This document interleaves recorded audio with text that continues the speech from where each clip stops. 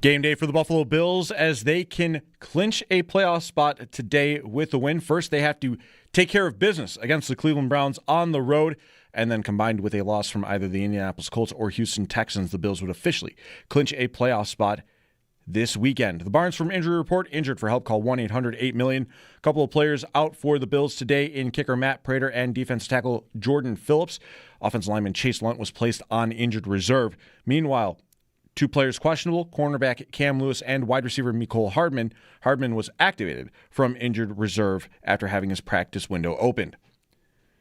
The Bills called up kicker Michael Badgley and defensive end Andre Jones Jr. as well for today's contest, thanks to the injury with Prater.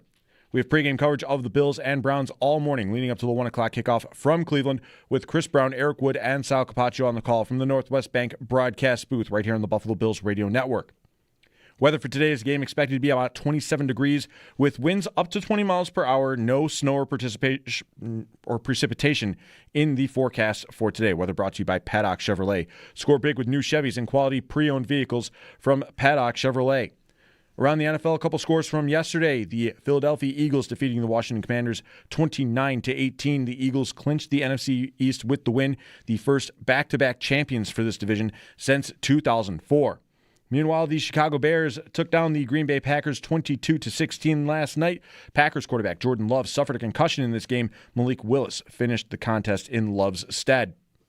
This update's brought to you by Fiegel Carr and Joyce, your border attorneys. I'm Derek Kramer for the Buffalo Bills Radio Network.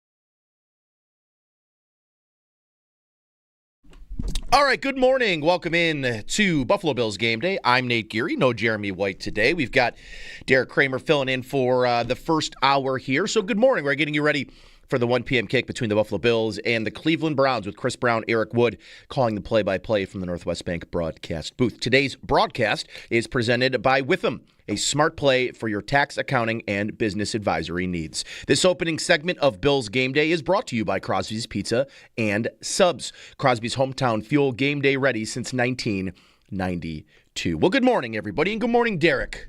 Morning, Nate. How's it today? You too cold getting in here? Nothing can hurt me. Nothing. Really? Nothing can hurt me. Nate, every time you offer that, A, I take it as a challenge, and B, the Bills also take it as a challenge. Be careful what you wish for there. Don't say it. Nothing can hurt me. You learn no lessons. So I just want to, rewind this back to Thursday because our esteemed colleague, Owen Power. Oh, Owen Parker? No, Owen Power. I'm calling him Owen Power now. Height's the same. I'm going to tell you this, buddy. I'm impressed. I got to say, the parlay killer, Owen Power Parker. How about that? There we go. That's got like some. You kind of do look like Owen Power. You got the hair, you got the flow, you got the size, you got the hands. I got a call after he got drafted from a coach who thought I was Owen Power. That happened. He was like, I didn't know you were like first overall. Like, I'm not. You were good, but I didn't know you were that good. I'm thinking about tomorrow, buddy. Didn't kill the parlay. Not only didn't kill the parlay, I bet the parlay. Heck yeah, you did. Nothing can break me now. The Sabres might be good. He actually also helped with the double negative because Jeremy called it a must-win. Right. We broke all curses. We won the parlay. It's one Buffalo right now is hot. It's hot. It's never been hotter. So hot right now. It feels like maybe that was the final Horcrux. I don't know. We're going to find out. I mean, all kinds of good news coming out. Right. So. The vibes are high. The Sabres, they win last night. They'll play tonight. And I just found out that I have a 45-minute postgame show tonight. Nothing can break me. I'm unbreakable. Fool of a took. Stop saying that. The Browns. Pain can come from the most unlikely of sources. You do know that, right? The Browns. What do you say about the Browns other than, I had to do an hour Like, what do you do? Wow. I had to do an hour before this, and I couldn't care less to talk about this game. I think that's where the danger lies here today for me, is that I could not care less. You're saying nothing can hurt you. Yeah. And Owen, as we're setting up, agreed with I don't really have the gusto to talk about Bills and Browns within detail today. And we're only going to care about this game if they lose.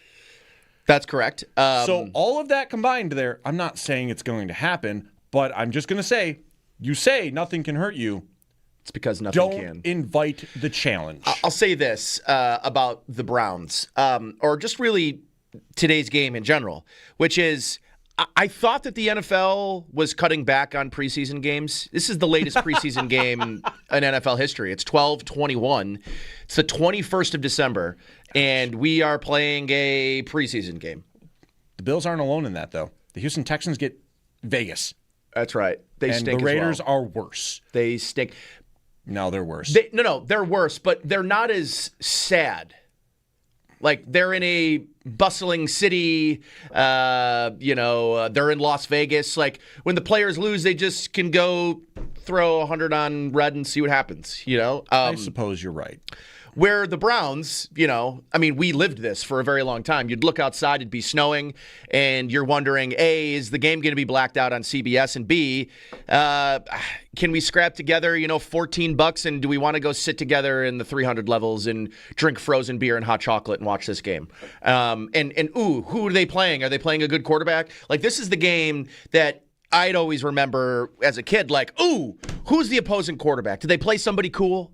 Like, and if you're a Browns fan, play somebody cool today. If you're a Browns fan, you're like, we get to go watch Josh Allen play. Like, let's go do it. I heard you talking a little bit about Myles Garrett too. Obviously, he's like really to me the only logical storyline of this game. And the you're not big on the Shedeur story? I don't know who it's. It's a story for somebody. It's just we'll get to Shedeur at some point. But with Myles Garrett, I think I've become more and more impressed with what Myles Garrett is doing, because how can you do it playing for the Browns? And doing it despite not playing meaningful football since week 6, week 7, going from Flacco to I saw this tweet and it was just fantastic. It was like, hey, we're gonna trade for Kenny Pickett, and then right before camp we're gonna trade Kenny Pickett and we're gonna have Flacco, trade Flacco to a division opponent, start Dylan Gabriel and then bench Dylan Gabriel and then go with Shedeur Sanders. And it's just like, man, and there's part of this conversation today about the Browns is about Kevin Stefanski as well. But what Myles Garrett has done despite his organization that he plays for being, a consistent laughingstock in the NFL, it's not just about,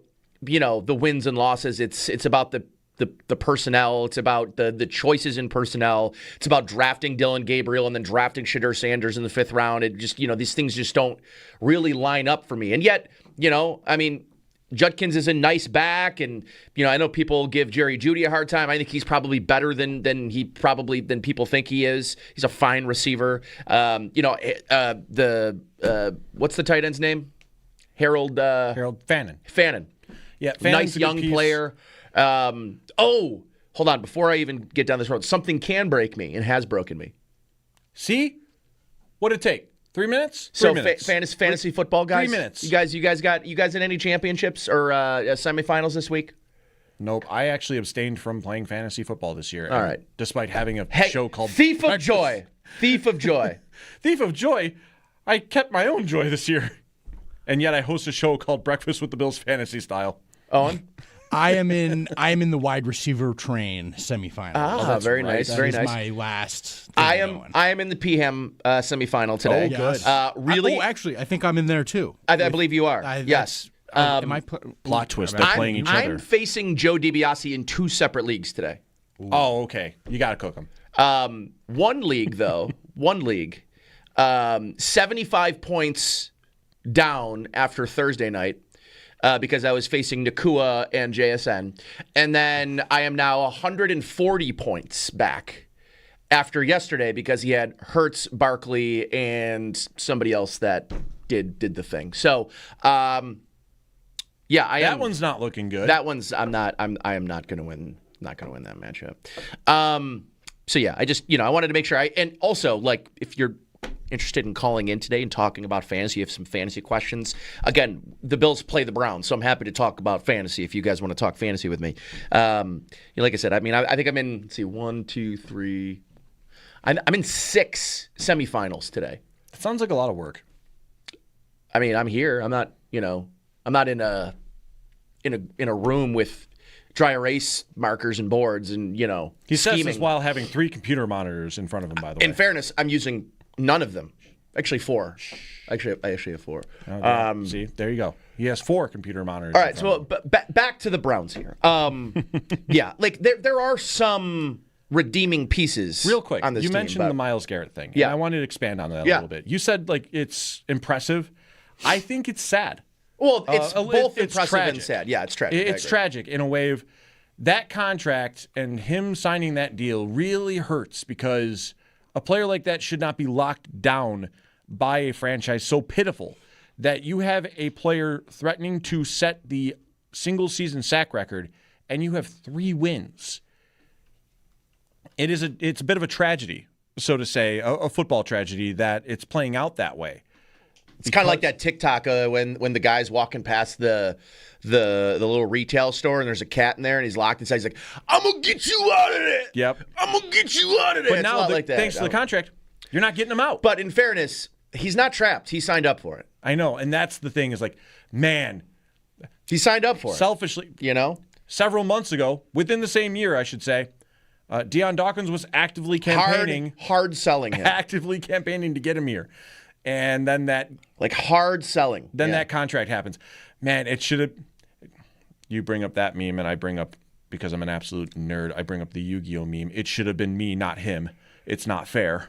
And that's how I feel about Myles Garrett, is that we should be benefiting from that. That should be our cliff from 21.5 sacks to the next best being 6. That'd be cool. That would have been cool if the Bills were able to do that. And then, obviously for the Bills today, this is a Browns team that has lost to the Titans. They said enough. And Shedeur Sanders, I think largely he's a player that isn't really important enough to talk about as much as he's talked about. I don't think it's self-manufactured. I think he's largely a victim of who his father is, and the media who loves stories like this. Listen, I think in large part, especially the national media, people are bored. They need things to talk about. They need to create drama. They need the shiny keys. And in Shedeur's defense, I don't think he's done anything wrong. During the draft process, maybe it was a little bit of cockiness and the league, in a way, kind of showing him. But I'll be honest with you. He's an NFL quarterback. Is he a starter? I don't know. Probably not. But he can play. He can play. I think the Titans game was that litmus test of if you can't ball out against a bad Titans team, or at least play look competent, you're not an NFL quarterback. So he passed that threshold with flying colors. But at times looked better than the first overall pick. And yeah, that's more of the environments as well. But hey, he's playing for Cleveland, so no excuses there, Cam Ward. I will say, I think you're right ultimately in the fact that he's talked about more than he should be based on the type of player that he is. But I also look at everything that happened with Shedeur Sanders, and it is a failure of his father, not giving him the right draft advice. He didn't have an agent. He was working through his dad. And it's one of those instances where, Deion failed as a dad for Shedeur and really hit his draft stock hard. Shedeur Sanders probably should not have been a 5th-round pick based on what we have seen. He also was never going to be a first-rounder either, though. He does not have the requisite athleticism to do that. Or I think, top-end NFL arm strength. But again, a couple weeks ago, he throws for 400 and something yards in a game, and they almost come back and win that game against the Titans. They don't. But again, I think playing in Cleveland, especially as a quarterback, a young quarterback, is very difficult because of just the history. I mean, I'm not here to tell you. I think largely earlier this year there was a lot of like Baker's an MVP level quarterback, and I am as big of a Baker fan as you're going to get outside of Tampa. Start the year, that narrative was strong. He is a very good quarterback. He's a top 10 quarterback, but he's not at the level of the Allens and the Mahomes and the Lamar Jacksons and Joe Burrows. But he's the next tier. He's probably heading the next tier of quarterbacks. Would you say safely that he's that high floor quarterback? Yes. Will, at worst, he'll still at least be able to get the job done. Yep. And at his best, he could win you a game himself. But it's not as He frequently. misses Liam Cohen. Yes. Is what that entire offense misses Liam Jacksonville Cohen. is definitely reaping They the are benefits reaping there. the benefits. But yeah, like I don't know, when you break it down, there's not like this is not the kind of game or pre-game where you're going to talk a lot about what the Browns might try to do to the Bills. It's going to be, can the Bills do enough against Myles Garrett? Can they get the ball out quickly? And can they run the football like they have really all season? Because if they can run the football, I imagine this is a game. Now, I think I saw that there's a couple of incentives in this game. 2 catches for Dawson Knox. I think you can probably lock that in. He gets, I think, a $200,000 incentive. There's a Joey Bosa sack incentive with 1 sack today. There's a Matt Milano sack incentive with 1 sack today. So like there's a couple of things. And then obviously Josh Allen is 1 touchdown away from 300 career touchdowns. I imagine those, harder to manage the ones defensively. But on offense, I imagine Dawson Knox, who's having a resurgence as an important piece in this offense. And I think this sort of speaks to why I suspect Gabriel Davis is back in the lineup today is because of what Dawson Knox is doing. And I think what we're seeing is as the dust starts to settle, not just in the wide receiver room, but as these pass catchers start to finally get healthy, fall into place. Mecole Hardman back in the lineup today. Interested to see if they throw him out there like they did in his first game with the Bills and just kind of send him on a backside go, and let's see if we can lift the top off the defense. I guarantee there's probably 1 shot in this game to Mecole Hardman, but I look at these pass catchers and I use Dawson Knox as this example because Josh is now starting to moving in the direction of feeding players that he trusts, that he's been around, and Dawson Knox is that. I mean, he's the longest standing Bill that has played with Josh Allen. Yes. So having that connection, now he has been largely an afterthought in this offense for the better part of 2 or 3 seasons now. Just not really contributing at a high level week to week. It was a catch here, a catch there. Hey, it was downfield, a nice seam route, and then, he's largely been a blocker. But I think with the injuries and the inconsistencies we've seen from Dalton Kincaid and just his inability to be on the field, I like and as much as you're going to hear me constantly pound the table for, I want to see more of Dalton Kincaid.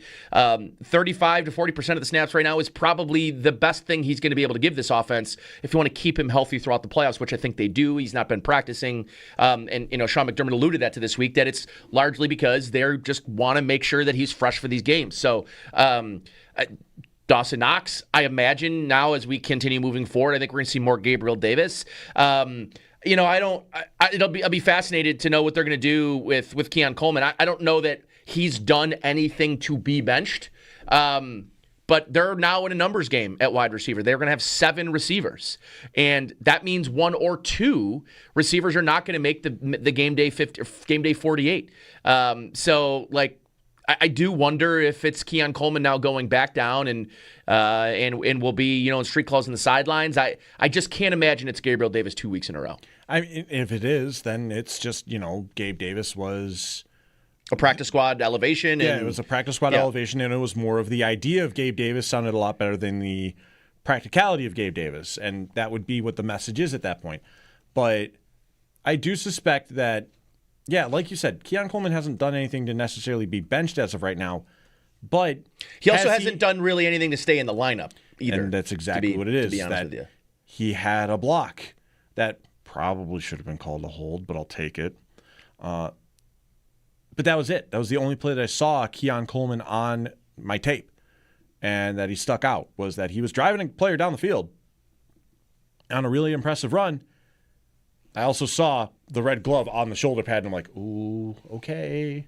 You got away with one. I'm cool with it, but you got away with one.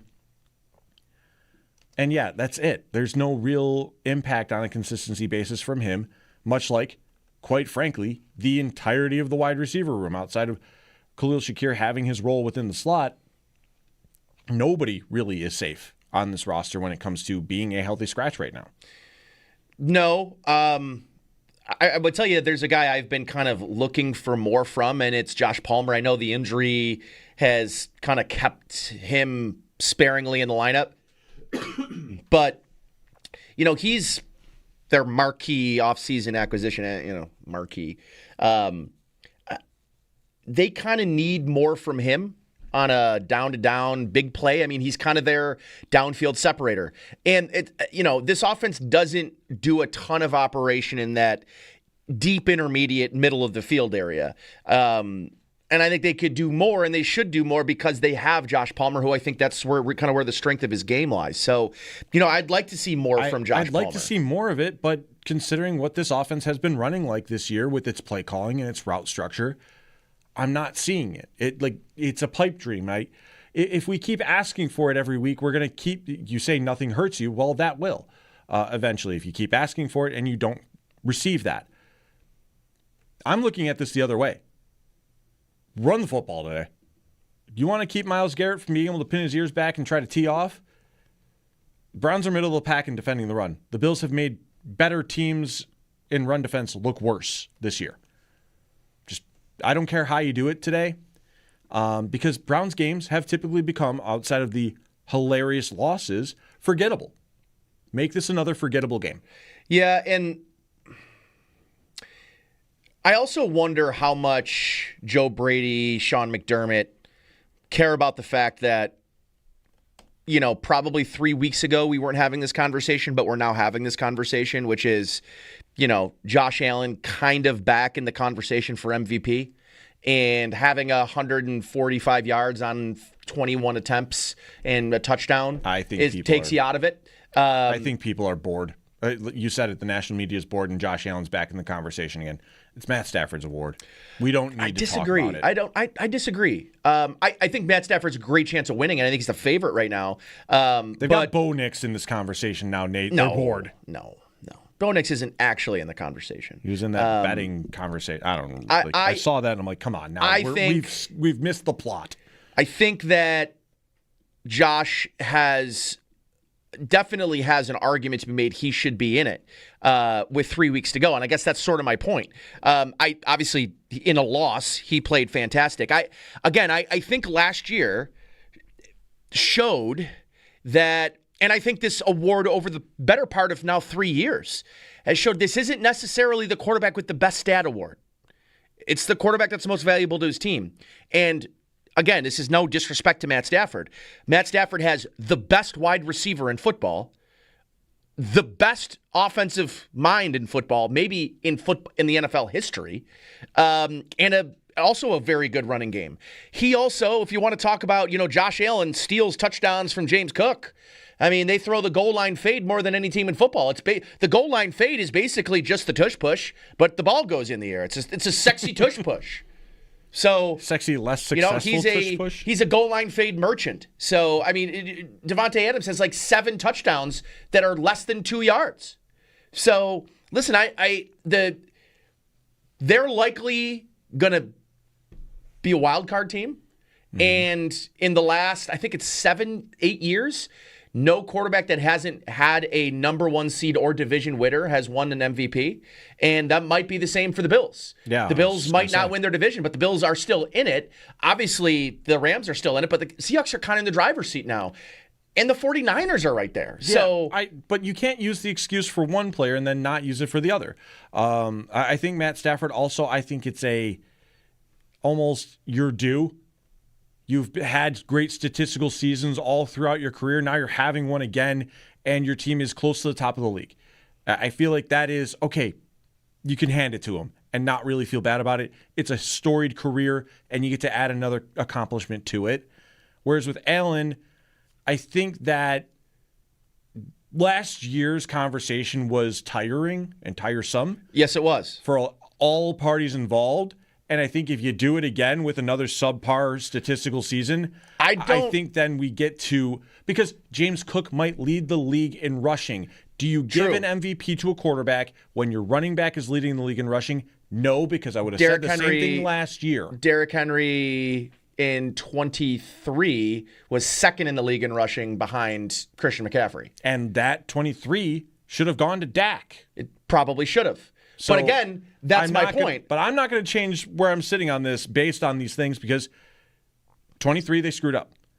I think last year they did get it right. If it's Allen again, I don't know if it's the right call, honestly. I think that he's outpacing his statistics from last year in an MVP season. B, he has arguably the worst defense in football right now. He is 4-2 in games that defenses score 30 or more points. He has 3 fourth-quarter comebacks this season that are as good as any fourth-quarter comeback in the NFL, and he leads the league in touchdowns, yards, attempts, completions, and EPA and DVOA in the fourth quarter. So, I mean, those are things that I think are at least worthy of having conversations. Because to me, again, if it's just a statistical award, then every year it'll just be whoever has the most touchdown passes. But I look at it, though, Stafford has kept his team at the top of the league as well as Buffalo. They're in similar spots right now. It's very similar. And Stafford does have better numbers. I think that if cases are getting similar here, because they are, in terms of team standing, you'd go with the guy who has one more overall touchdown, I think 300 extra yards passing, and has a wide receiver that's probably going to have historic numbers. Because writers also like a good story. They do, and a good story would be writers are not, but writers are not. All I'm talking about is resume. I'm not talking about what other people or like what the media will say. I'm just mostly making the case that I don't think this is wrapped up. I think Josh Allen absolutely has an opportunity over the next couple of weeks. If Josh Allen goes for 303 touchdowns today, 2 on the ground and one passing, or vice versa, and the Bills win 35-10, I think that he will be right there. I think he'll be second in voting, and I think Stafford will still be the favorite, and will have probably earned the favorite. But listen, I'm going to tell you this. If all of a sudden, if the Bills end up stealing the division, I think that they're going to have a real argument to have. Yeah, I will agree with that. All right, be listening for the ECMC halftime show. ECMC, go where the Bills go. We'll be recapping the key moments of the first half and bringing you up to date on the Skyworks stats of the game. Skyworks Equipment Rental, building America from the ground up. 803-0550 is the number, and that's when we get connected with our fans, which is powered, of course, by Verizon, the official 5G partner of the Buffalo Bills. Time for a break. We'll be back in a snap. It's brought to you by Snapdragon Apples, the official app of the Buffalo Bills.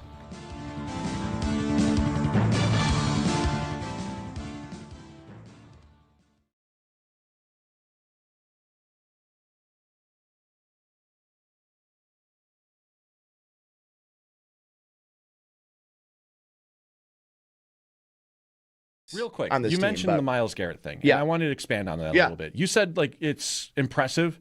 I think it's sad. Well, it's both impressive tragic. and sad. Yeah, it's tragic. It's tragic in a way of that contract and him signing that deal really hurts because a player like that should not be locked down by a franchise so pitiful that you have a player threatening to set the single-season sack record and you have 3 wins. It's a bit of a tragedy, so to say, a football tragedy that it's playing out that way.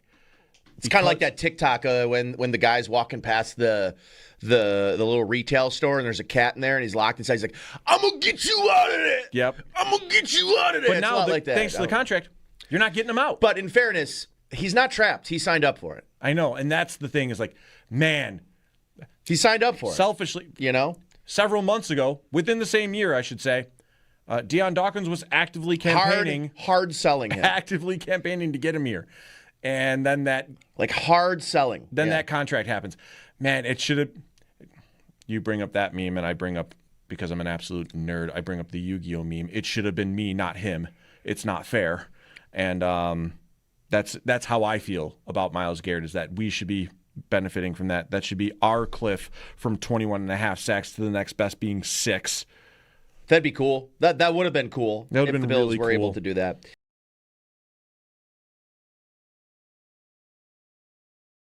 I'll be fascinated to know what they're going to do with Keon Coleman. I don't know that he's done anything to be benched.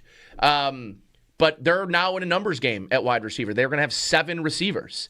And that means 1 or 2 receivers are not going to make the game day 50 or game day 48. So, like, I do wonder if it's Keon Coleman now going back down and will be, in street calls in the sidelines. I just can't imagine it's Gabriel Davis 2 weeks in a row. I mean, if it is, then it's just, Gabe Davis was a practice squad elevation. Yeah, it was a practice squad elevation, and it was more of the idea of Gabe Davis sounded a lot better than the practicality of Gabe Davis, and that would be what the message is at that point.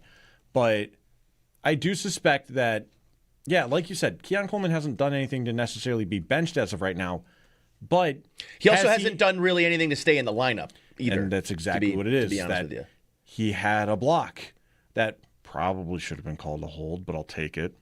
But that was it. That was the only play that I saw Keon Coleman on my tape, and that he stuck out, was that he was driving a player down the field on a really impressive run.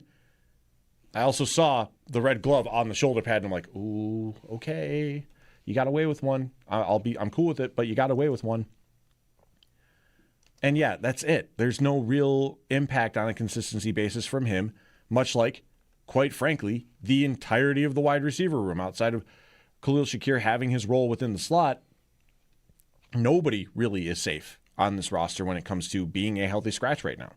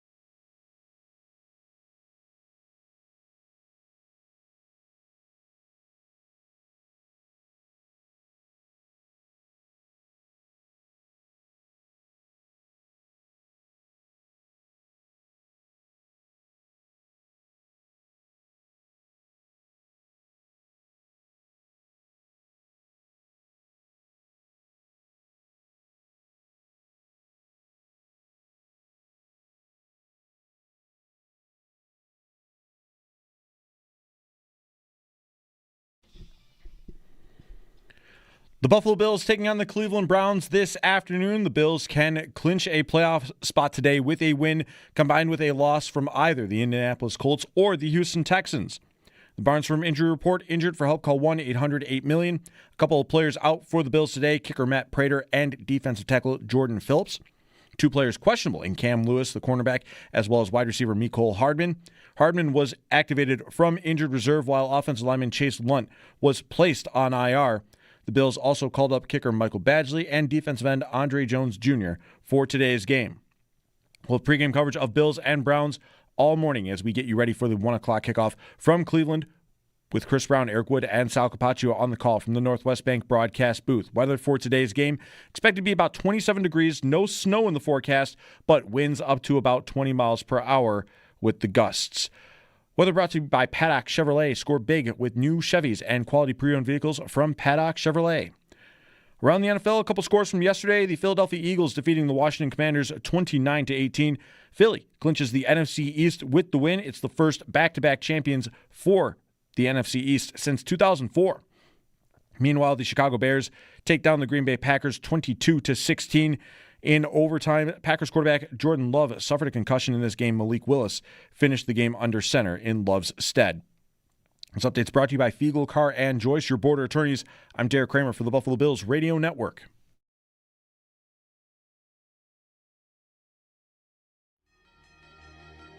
Man, I mean, honestly, it's no difference. Reggie's going to go out there and make something happen, and the communication that we have between me and him is pretty big, right? We got to know what he's going to do to the two. He's going to kick him out, wrap him. So Reggie's been huge in that department in terms of special teams and returning. That is Bills running back and, I don't know, maybe all-pro kick returner Ray Davis. Welcome back to Buffalo Bills Game Day. And Bills Game Day is powered by Anderson Water, Power, and Air. Anderson, tap in to better living. Let TRS Heating, Air Conditioning, and Electrical Excellence intercept your heating bills. Enter now at WGR550.com for a chance to win $1,200 towards your home heating costs. Don't fumble this opportunity. Contest ends January 4th, 2026. TRS Heating, Air Conditioning, and Electrical Excellence. Powering tomorrow, comforting today. Welcome back. Nate Geary, Derek Kramer filling in for Jeremy White. We've got Owen Power Parker alongside as well. Owen, the parlay maker. The parlay merchant. Should we start calling him the one leg merchant? The one leg merchant? That sounds like a pirate. Yeah, it does kind of sound like a pirate. Oh, and get an eye patch. The one leg merchant. It's good. Well, welcome. The Bills and the Browns play today. The Sabres play tonight, going for 6 straight wins. They'll face off against the New Jersey Devils. Hottest team in the East. What if I told you that? I'd have to believe you. Mostly because the conference, much like the NFL this year, everyone's still kind of hanging around. The NFL has been as chaotic for most of the year where, like, outside of the Titans, Raiders, and Browns, everyone kind of had a shot at something. Yeah, the North is the AFC North, the Browns division, is a bit of a poop fest right now as well. They've got the Steelers and Ravens kind of vying for the top spot. Big day today. Yes. Is it in Baltimore or in New England? It is in Baltimore. In Baltimore. Baltimore, New England today. I said that confidently without knowing for sure. Yeah, I mean, it is in Baltimore. Okay, I mean, I immediately took it as fact. So that, obviously that game does not necessarily. It doesn't. It has no impact on the Patriots. If they lose that game and they win the next 2 against the Jets and Dolphins, they will secure the division. And Quinn Ewers makes his debut for the Dolphins today as well. You know what? I'm glad that this is being brought up. Where are you at with this? Because I said this in the 7 o'clock hour of, if they have to be the 5 seed, get me there no matter what. Because I'm not going to bank on the Dolphins or the Jets. I'm comfortable at this point.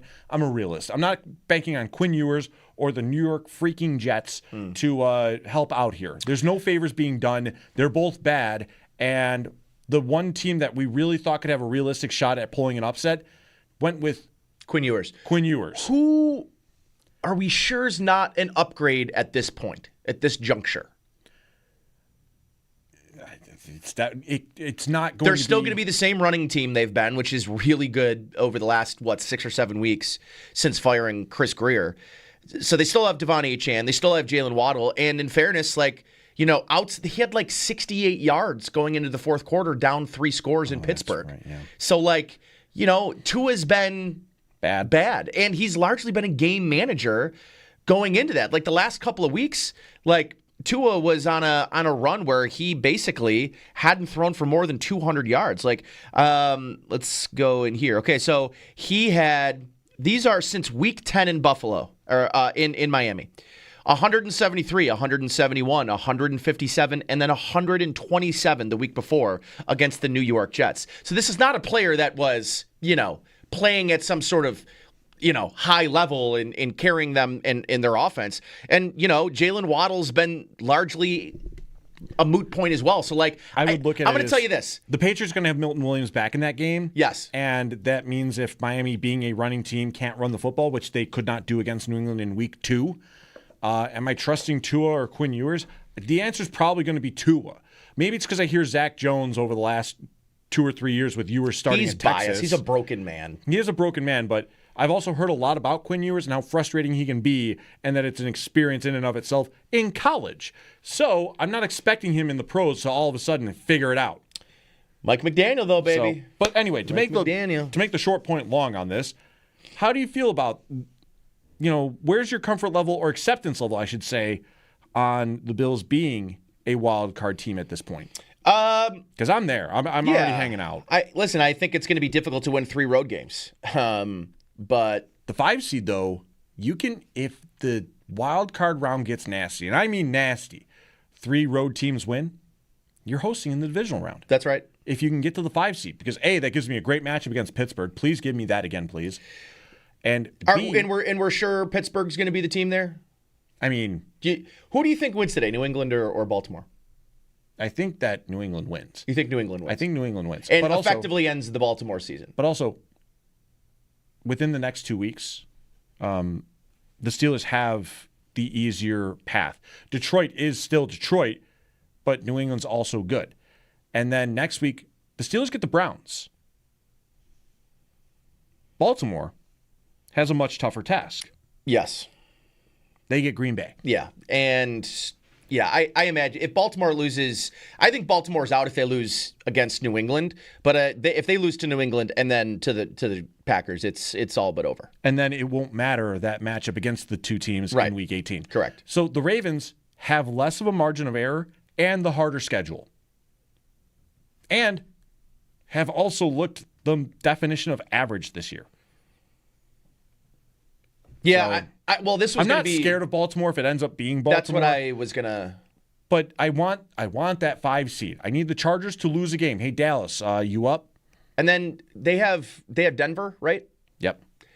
But that game could be meaningless for Denver. That game could be meaningless for Denver. They could also absolutely not be carrying the Chargers in between that in Week 17. They play against Houston.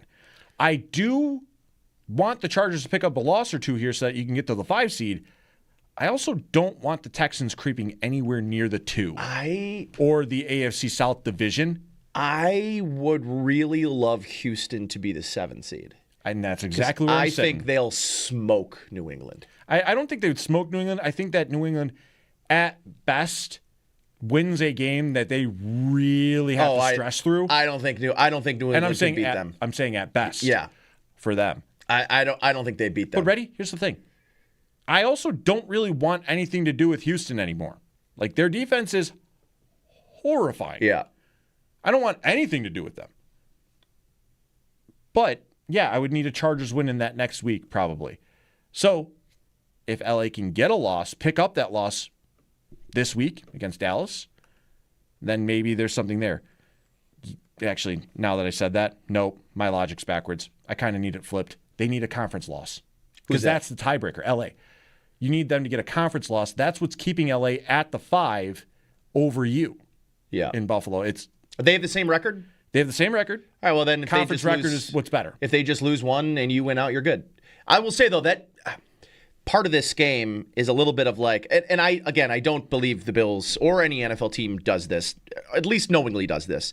But the Bills and the Eagles matchup next week, it should be a very juicy matchup. It should. The Eagles won last night. They remind me a lot of the Bills, except they're healthy and they've got a very good defense. Philly does have a chance to fight for a 2 seed though.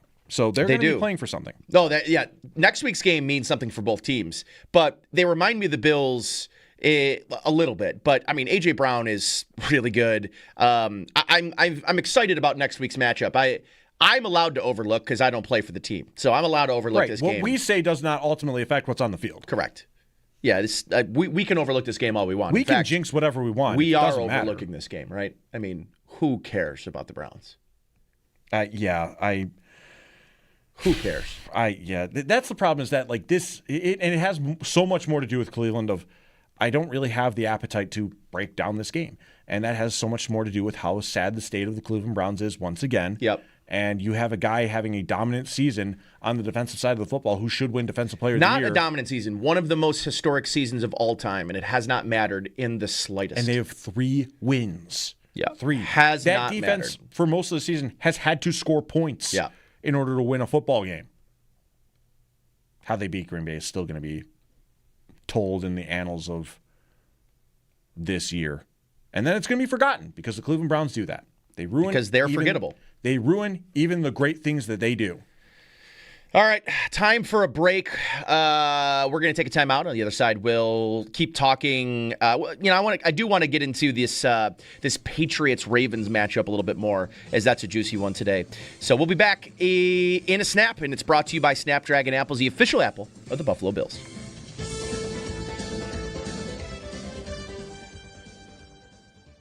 this is a Browns team that has lost to the Titans.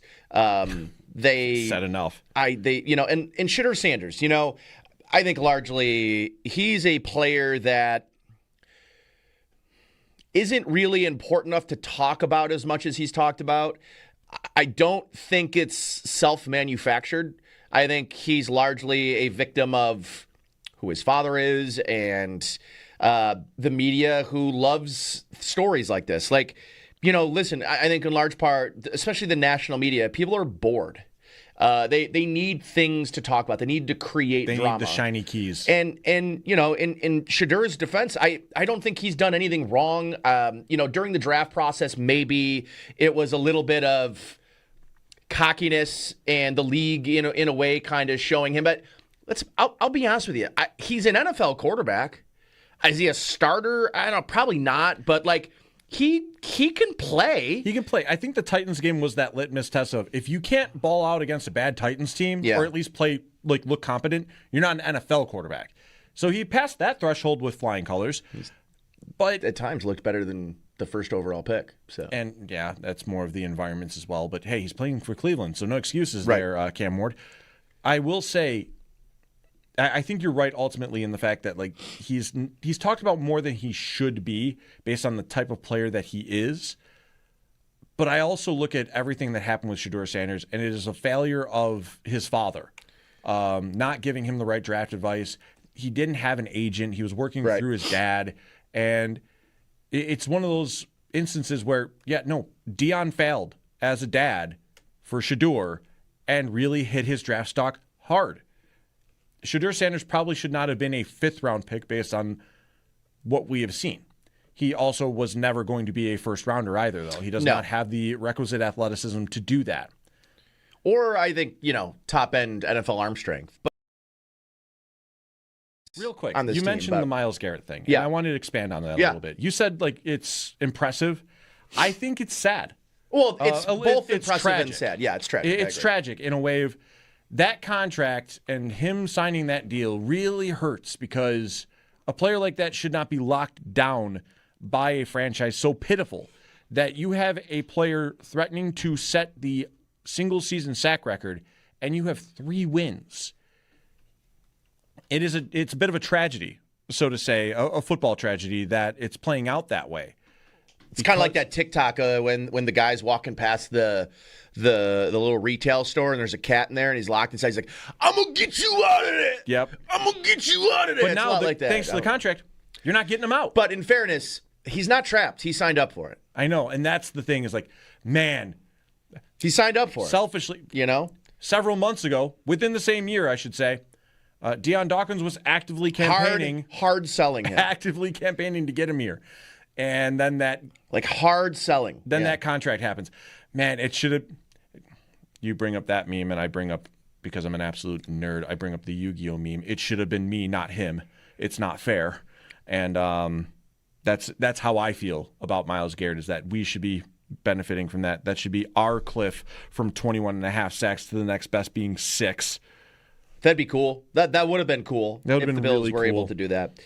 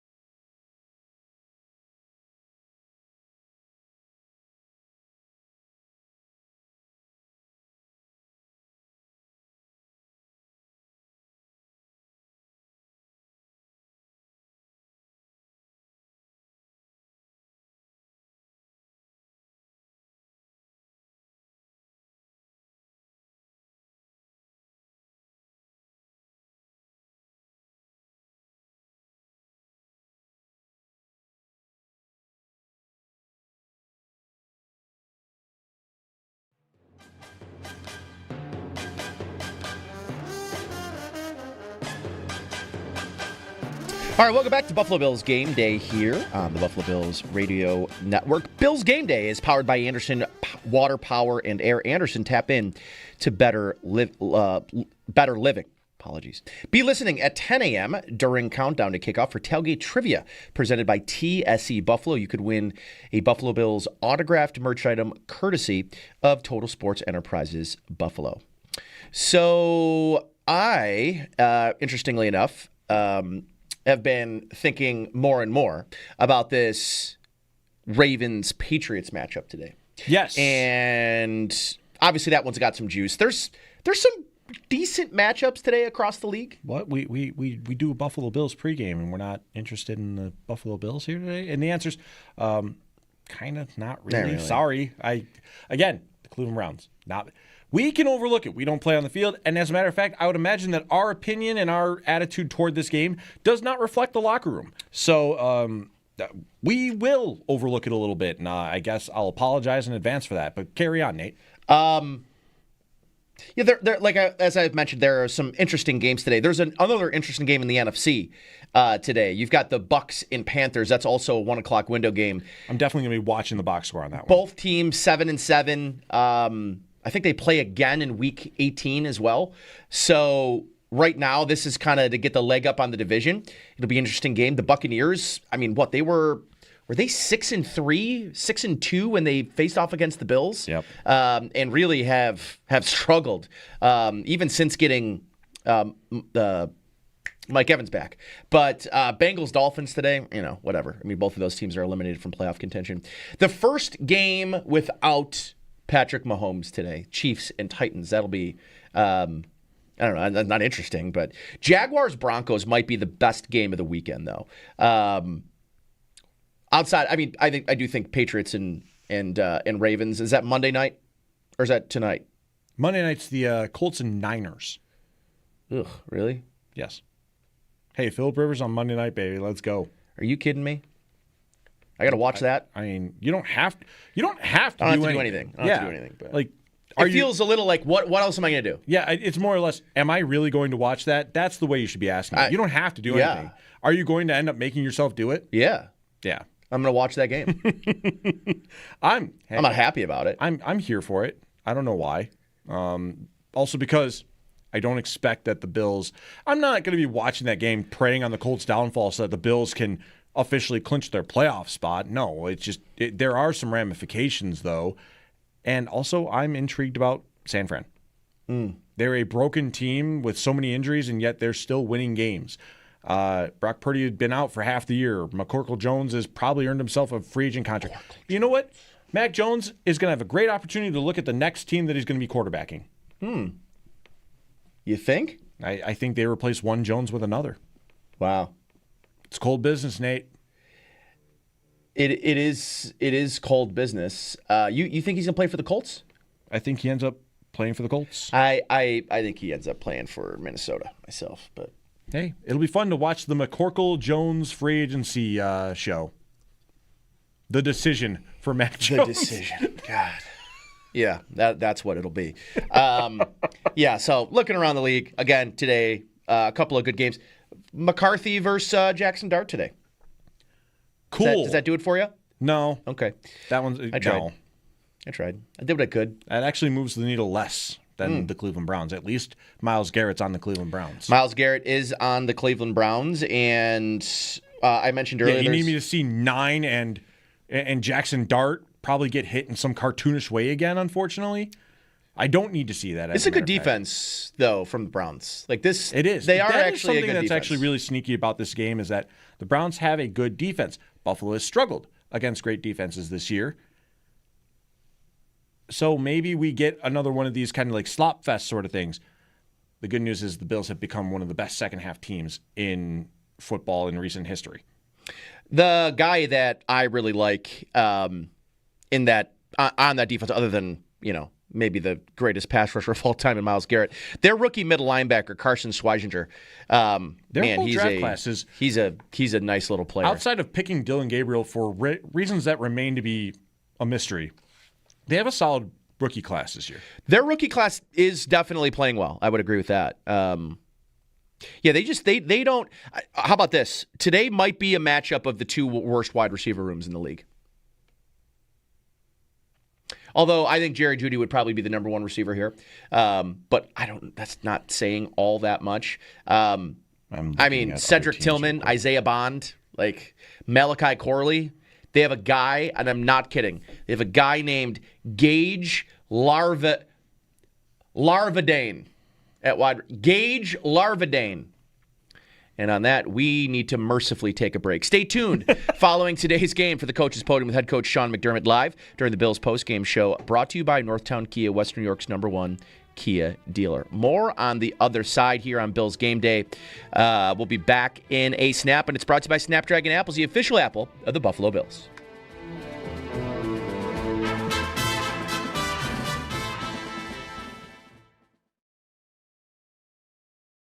You know, I'll be fascinated to know what they're going to do with Keon Coleman. I don't know that he's done anything to be benched, but they're now in a numbers game at wide receiver. They're going to have 7 receivers, and that means 1 or 2 receivers are not going to make the game day 48. So, like, I do wonder if it's Keon Coleman now going back down and will be, in street clothes on the sidelines. I just can't imagine it's Gabriel Davis 2 weeks in a row. I mean, if it is, then it's just, Gabe Davis was a practice squad elevation. Yeah, it was a practice squad elevation, and it was more of the idea of Gabe Davis sounded a lot better than the practicality of Gabe Davis, and that would be what the message is at that point. But I do suspect that, yeah, like you said, Keon Coleman hasn't done anything to necessarily be benched as of right now, but he also hasn't done really anything to stay in the lineup either. And that's exactly what it is. To be honest with you. He had a block that probably should have been called a hold, but I'll take it. But that was it. That was the only play that I saw Keon Coleman on my tape, and that he stuck out, was that he was driving a player down the field on a really impressive run. I also saw the red glove on the shoulder pad, and I'm like, ooh, okay. You got away with one. I'm cool with it, but you got away with one. And yeah, that's it. There's no real impact on a consistency basis from him, much like, quite frankly, the entirety of the wide receiver room outside of Khalil Shakir having his role within the slot. Nobody really is safe on this roster when it comes to being a healthy scratch right now.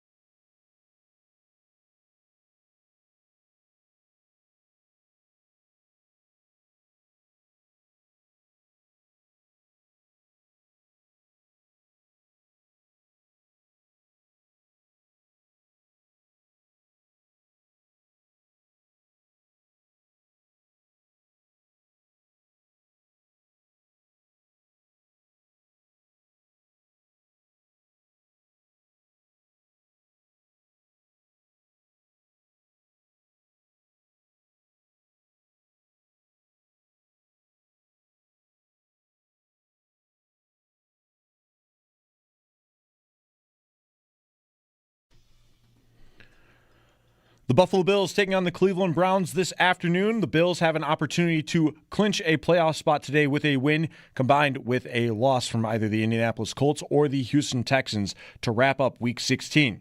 The Barnes Firm Injury Report: injured for help, call 1-800-8-million. A couple of players out for the Bills today in kicker Matt Prater and defensive tackle Jordan Phillips.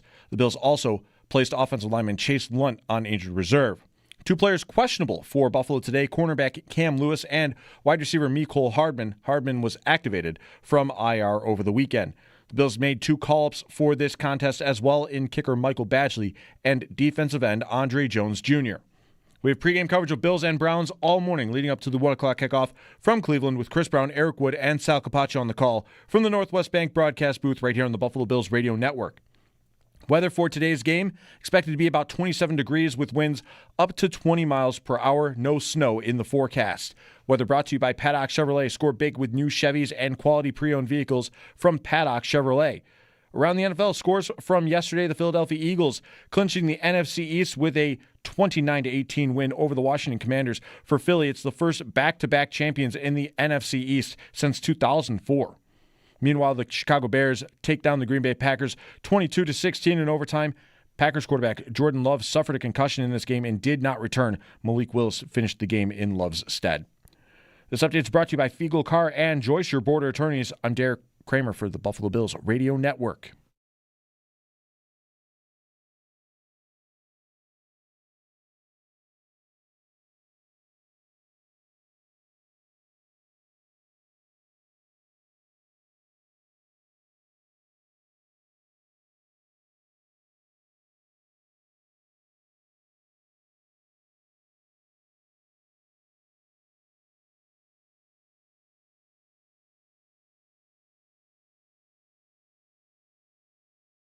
All right, welcome back to Bills Game Day. Nate Geary, I've got Derek Kramer here for a few moments. Joe DiBiase is going to step in a few moments as well. We'll have Sal Capaccio at 9:30, and we're getting you ready for the 1 p.m. kick between the Buffalo Bills and the Cleveland Browns with Chris Brown and Eric Wood calling the play-by-play from the Northwest Bank broadcast booth. Today's broadcast is presented by Witham, a smart play for your tax, accounting, and business advisory needs. And Bills Game Day is always powered by Anderson Water, Power, and Air. Anderson, tap in to better living. So we finished last segment talking a little bit about the rest of the AFC, the matchups today. We finished with Gage Larvidan. That's right. Gage Larvidan is where we finished because that's any logical, starting and finishing point of the show. To end a show or a segment. Talk a little about today the injury report, which I've got in front of me here for the Bills. Definitely thinning out in terms of players at the top. I believe Christian Benford and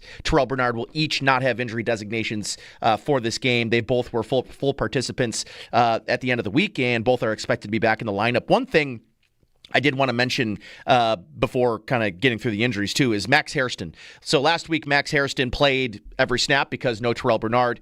And I did want to just kind of mention that, they really put him on an island backside in a lot of man-to-man looks. And he just kind of did his thing, handled business. I thought Maxwell Hairston played really well last week. And all of this to say is that Tre'Davious White's playing the best football he's played in probably 3 or 4 seasons now.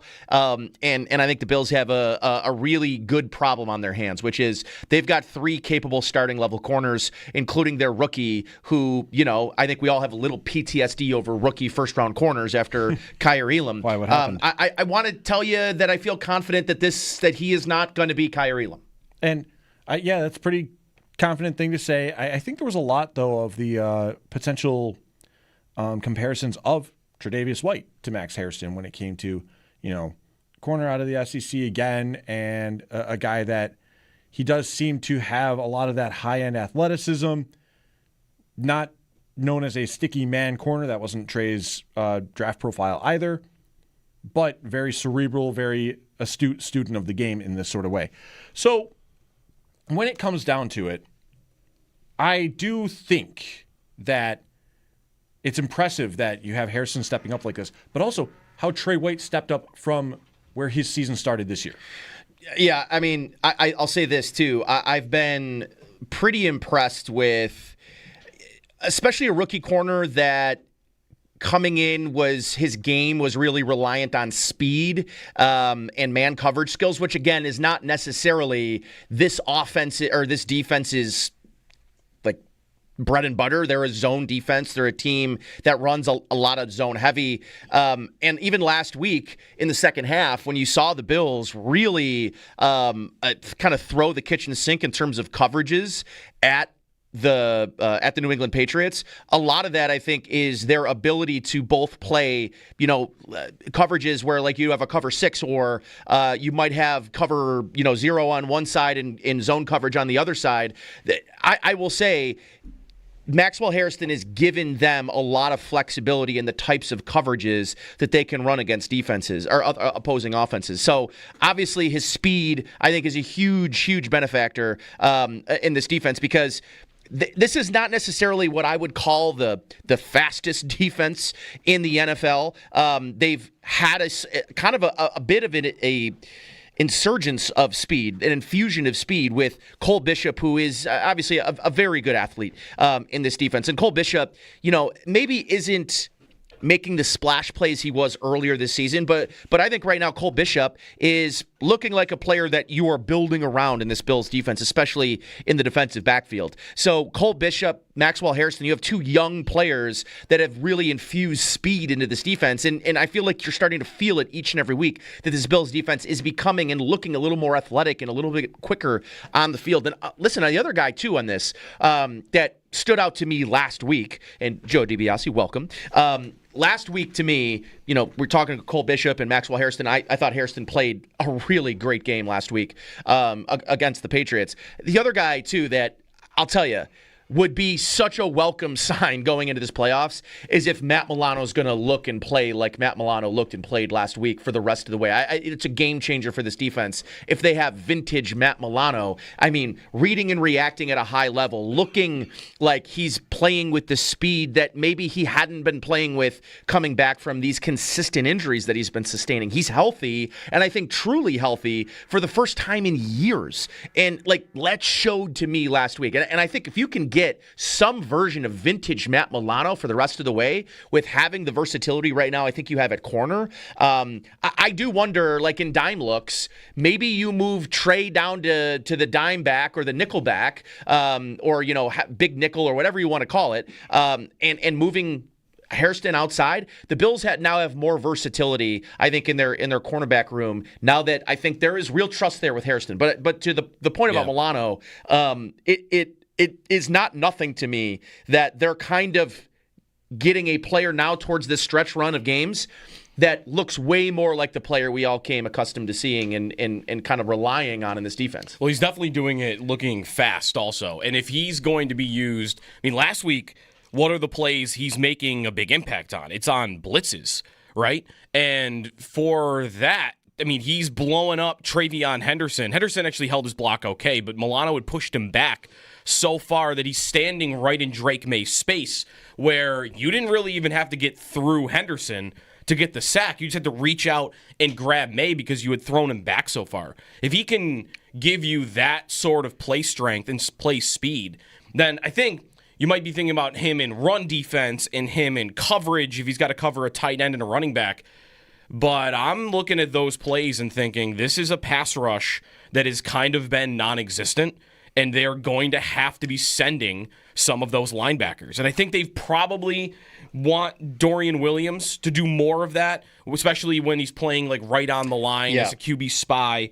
But you'd like to have Milano to be capable of doing that because then you don't have to change up your looks. You're not as telegraphed of, Dorian Williams on the field. He's probably blitzing or he's probably spying. If Milano can give you that on top of everything else he's doing, then I think it just gives McDermott another chess piece, another disguise to what he's actually running on his defense. It gives them more options. And I thought that as the season was unwinding, I thought Milano was headed for the bench.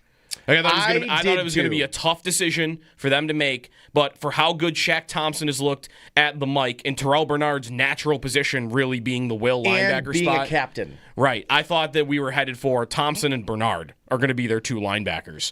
But if Milano's going to play like he did last week and even the last couple weeks, I think they're going to have an even tougher decision. It's been sort of percolating, I think, for the last couple of weeks that this could be.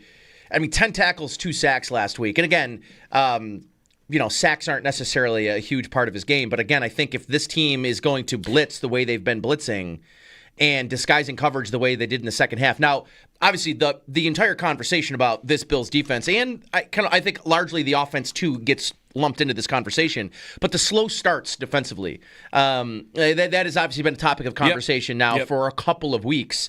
I think they've been playing far more vanilla in the first half, and I think the thing that has really turned it around for them in the second half of these games is the switch from, rushing 4 and dropping back 7 to we're going to throw man blitzes, we're going to throw zone blitzes, simulated pressures, we're going to have 7-8 guys at the line of scrimmage. Like they've really been, I think, disguising very well, which has always been, I think, a hallmark of the McDermott defenses. Yeah. I wonder if they're capable of doing things earlier in games that are what you're seeing be successful in the second half. Because they don't have the overall personnel, I would say, yet to just line up toe-to-toe and just beat a team from beginning to end the way you see Houston's defense do it, the way you see Denver's defense do it, the way you'll see Philadelphia's defense do it. Like, I don't think they have the horses for that. I think what they need is the approach that they're taking, which is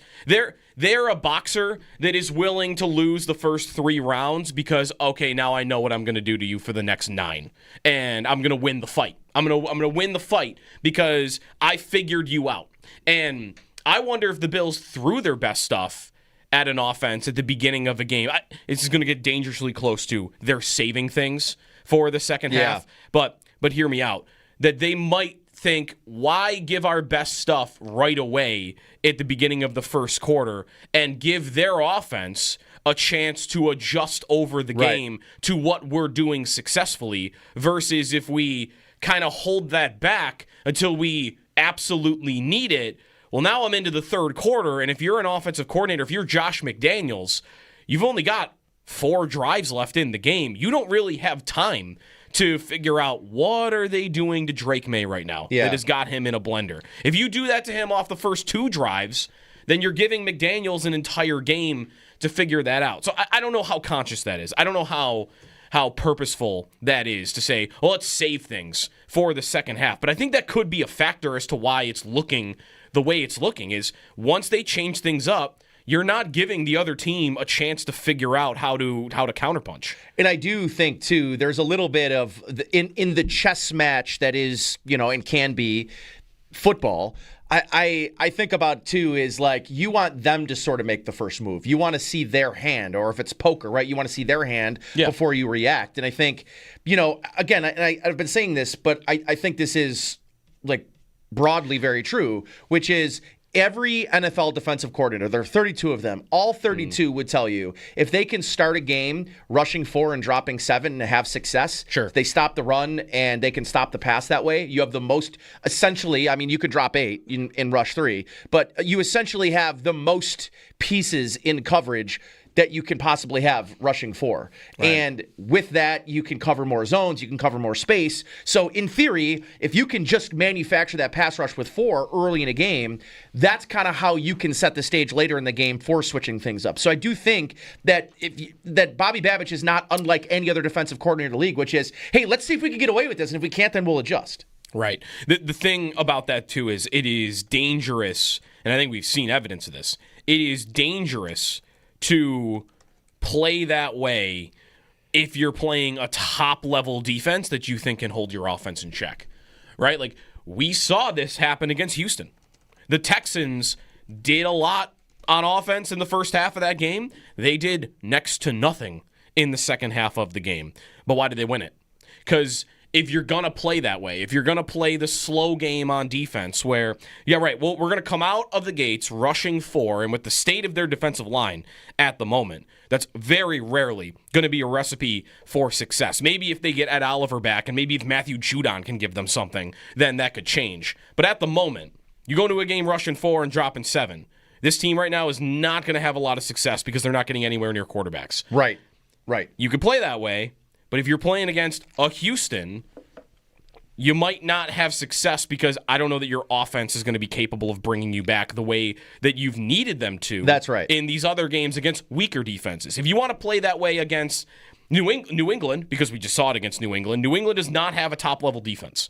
You want to do that against New England? You could probably get away with it. Yep. You want to do that against Denver or Houston? I think you're going to have a lot tougher time. Because making up a 16-point gap, if you're being one-dimensional, especially along the way, like you're feeding right into their hands. Those are teams that want to play with the lead.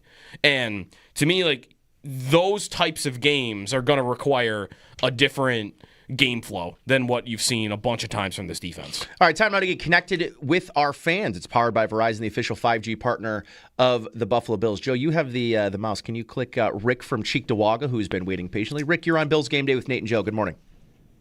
Oh, hello, boys. How we doing? Doing very well. So I was listening about an hour ago, and I don't know who was actually on, but they said that Deion Sanders failed his son. Now, first of all, I don't think he failed him because the kid hasn't really been in trouble. He could have went down a real bad path. But here he is in the NFL. And I think we're taking him a little lightly because 2 weeks ago he put up almost 400 yards and 4 touchdowns. Now, I know he had the little scandal. He was all over national media. They thought he was seen in a thong during the game, which I think probably affected him last week. But now that that's in the past, I think he's got a chance to shock us. What do you think?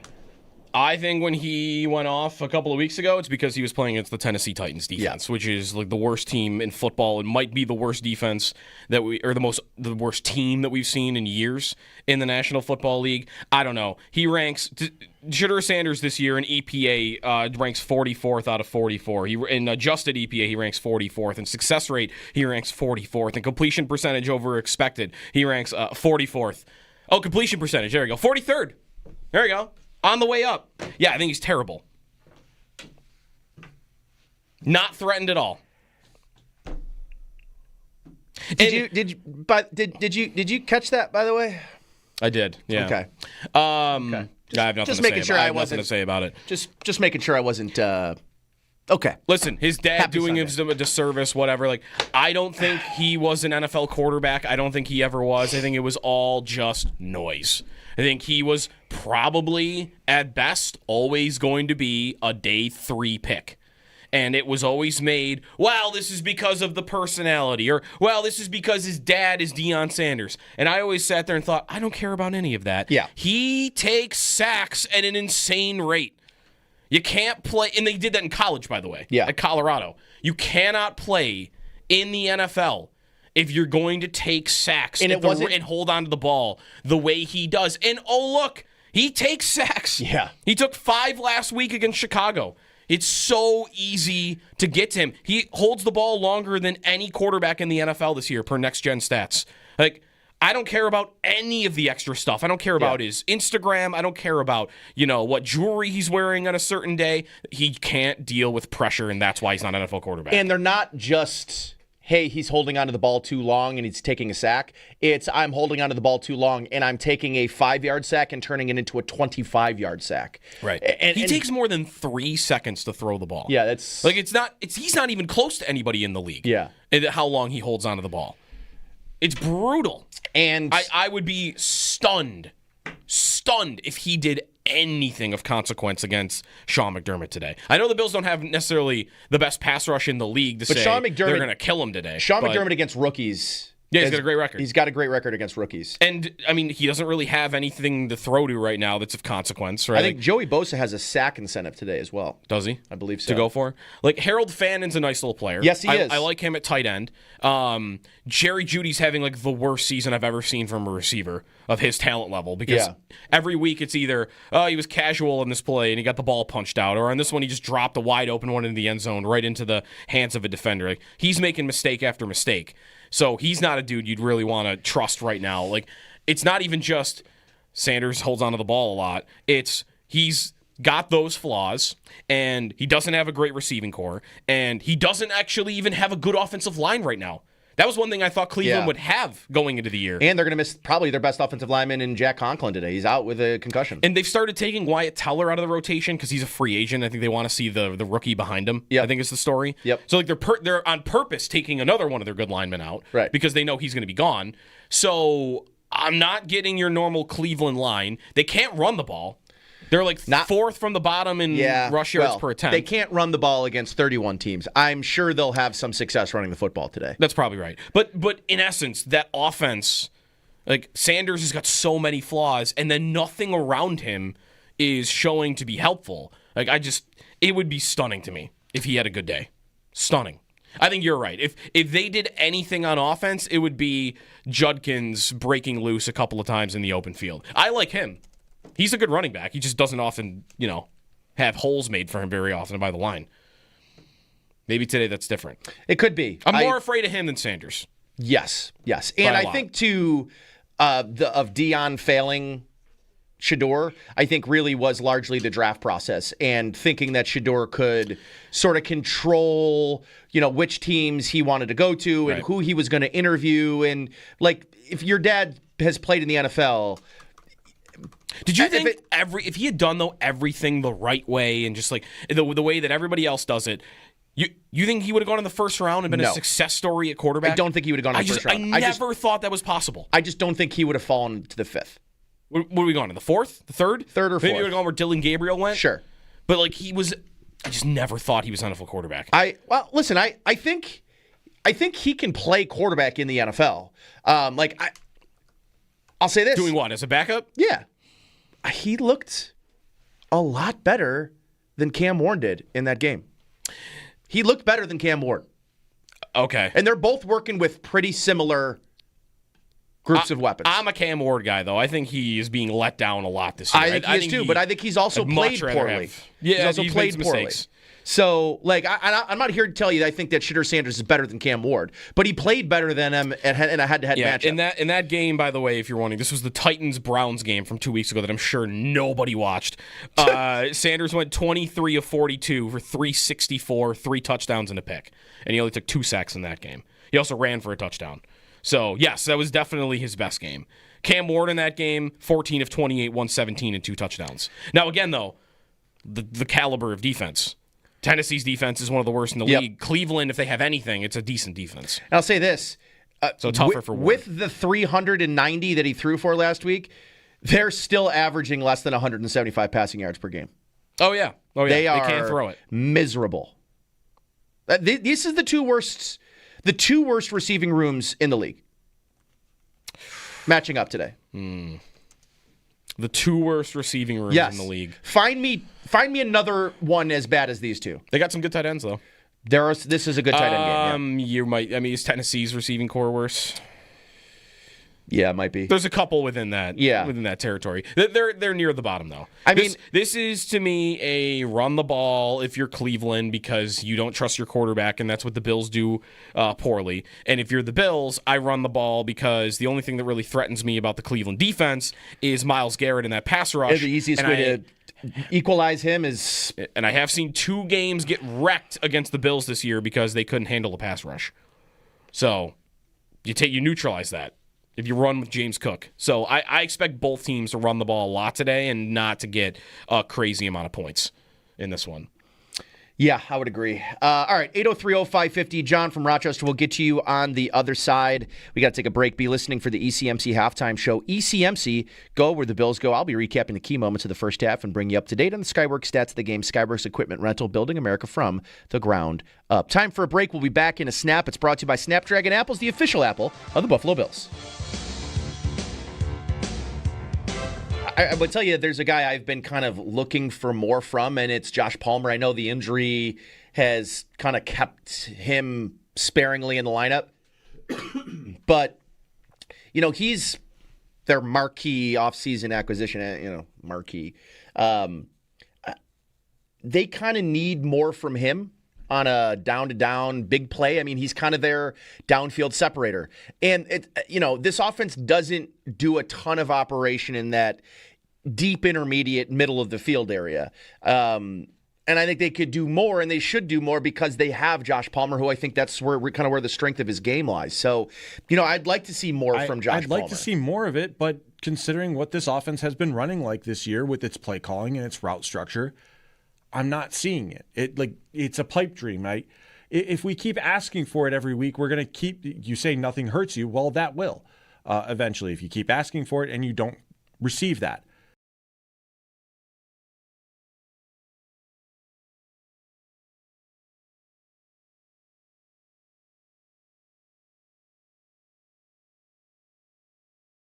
I'll be fascinated to know what they're going to do with Keon Coleman. I don't know that he's done anything to be benched, but they're now in a numbers game at wide receiver. They're going to have 7 receivers, and that means 1 or 2 receivers are not going to make the game day 48. I do wonder if it's Keon Coleman now going back down and will be in street clothes in the sidelines. I just can't imagine it's Gabriel Davis 2 weeks in a row. I mean, if it is, then it's just Gabe Davis was a practice squad elevation. Yeah, it was a practice squad elevation, and it was more of the idea of Gabe Davis sounded a lot better than the practicality of Gabe Davis, and that would be what the message is at that point. But I do suspect that. Yeah, like you said, Keon Coleman hasn't done anything to necessarily be benched as of right now, but he also hasn't done really anything to stay in the lineup either. And that's exactly what it is. To be honest with you. He had a block that probably should have been called a hold, but I'll take it. But that was it. That was the only play that I saw Keon Coleman on my tape, and that he stuck out was that he was driving a player down the field on a really impressive run. I also saw the red glove on the shoulder pad, and I'm like, ooh, okay. You got away with one. I'm cool with it, but you got away with one. And yeah, that's it. There's no real impact on a consistency basis from him, much like, quite frankly, the entirety of the wide receiver room outside of Khalil Shakir having his role within the slot. Nobody really is safe on this roster when it comes to being a healthy scratch right now.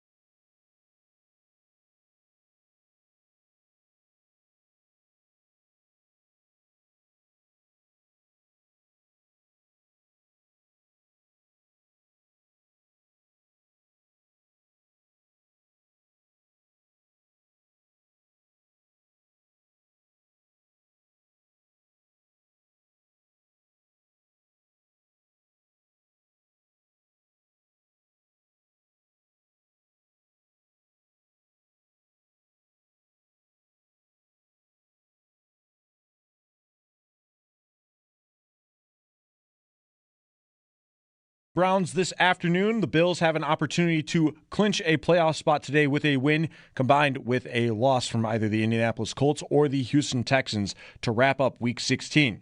The Barnes Firm injury report: injured for help, call 1-800-8-million. A couple of players out for the Bills today in kicker Matt Prater and defensive tackle Jordan Phillips. The Bills also placed offensive lineman Chase Lunt on injured reserve. 2 players questionable for Buffalo today: cornerback Cam Lewis and wide receiver Mecole Hardman. Hardman was activated from IR over the weekend. The Bills made 2 call-ups for this contest as well in kicker Michael Badgley and defensive end Andre Jones Jr. We have pregame coverage of Bills and Browns all morning leading up to the 1 o'clock kickoff from Cleveland with Chris Brown, Eric Wood, and Sal Capaccio on the call from the Northwest Bank broadcast booth right here on the Buffalo Bills Radio Network. Weather for today's game expected to be about 27 degrees with winds up to 20 miles per hour. No snow in the forecast. Weather brought to you by Paddock Chevrolet. Score big with new Chevys and quality pre-owned vehicles from Paddock Chevrolet.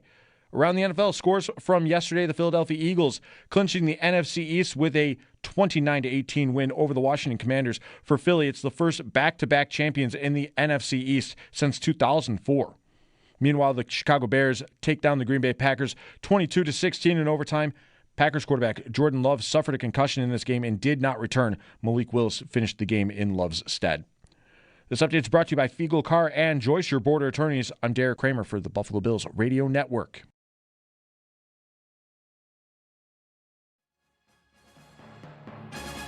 I wouldn't say him specifically. We all know how great he is, but he's not the only guy that they got. You know, they've got a really, really great unit. Got a really good secondary. You know, 2 of the top corners in the league. They got one of the best rookies playing their linebacker position. So yeah, you got to be, like I said, all hands on deck, and it's going to take every single guy to go out there and accomplish what we need to accomplish.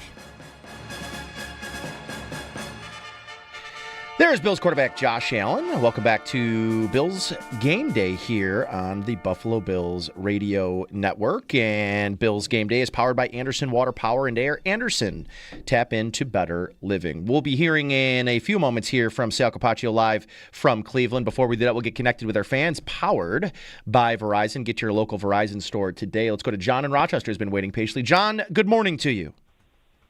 Hey, guys, let's run the table and win the AFC East. But I got to tell you, I'm afraid of Myles Garrett and what he could do to Josh. But on the other hand, I'm hoping he doesn't get his record today, but he gets it in the future, because the Michael Strahan, as far as I'm concerned, his record is bogus. When Brett Favre took a dive, so he got his record-setting sack. So I'm pulling for Myles Garrett, not today.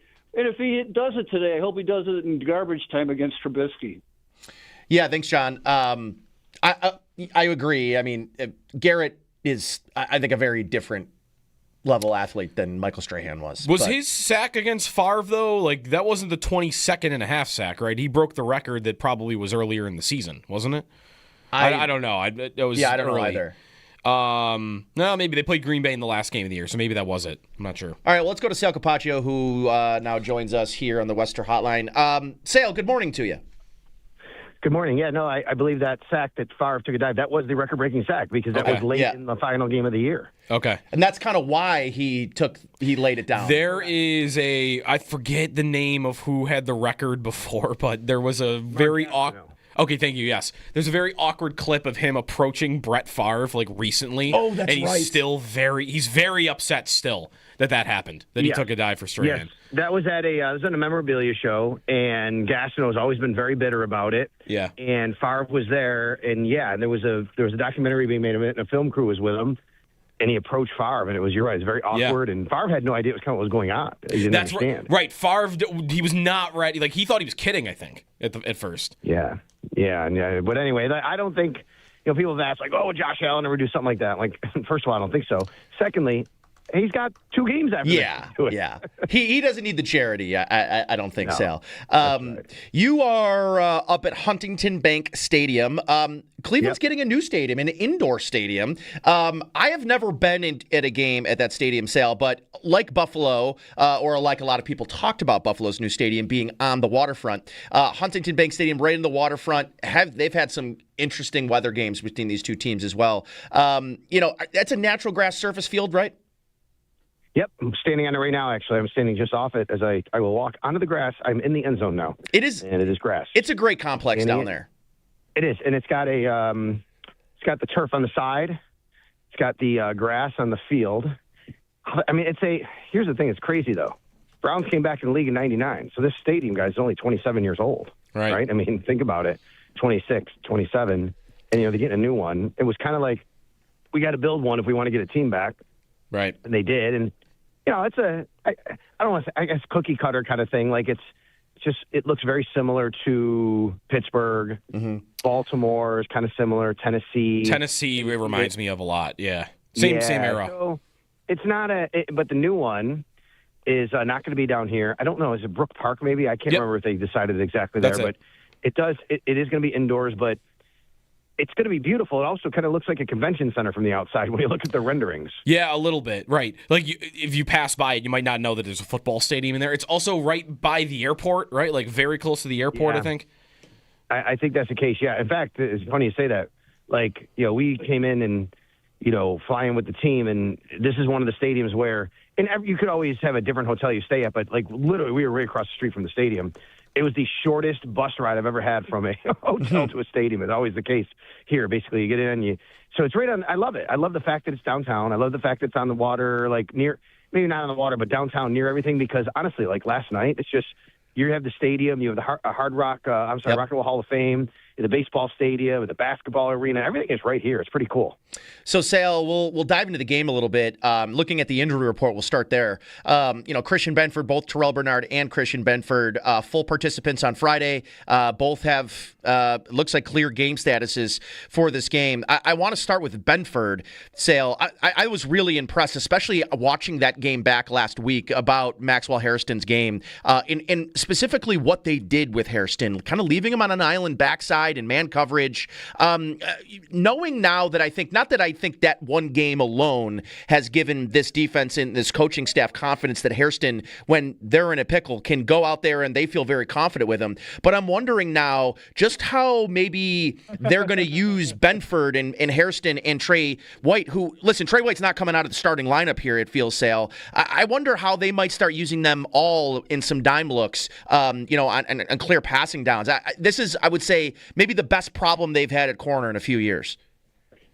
Yeah, I wouldn't expect Max Hairston to necessarily line up like as a dime safety or in the box. I think there's just so much that's on the plate of a player there. Like, to me, it's just you have three corners, and I wouldn't be surprised to see a rotation. It's their boundary corners. And, it's Christian Benford coming off the injury.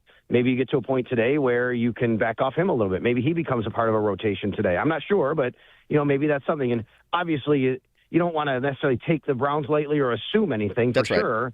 But the ideal scenario would be, hey, you know what? The Bills could get up in this game, and as the game goes on, you have it, where you feel comfortable. Maybe Benford takes a little time while you start load managing. But in the meantime, this game is a game, and you got to keep playing, and you're in the fourth quarter. I am interested to see who's on the field opposite Christian Benford. Is it Trey White? Is it Max Hairston? Because I do like what Max Hairston's done. But I'll say this, guys, Trey White's played well.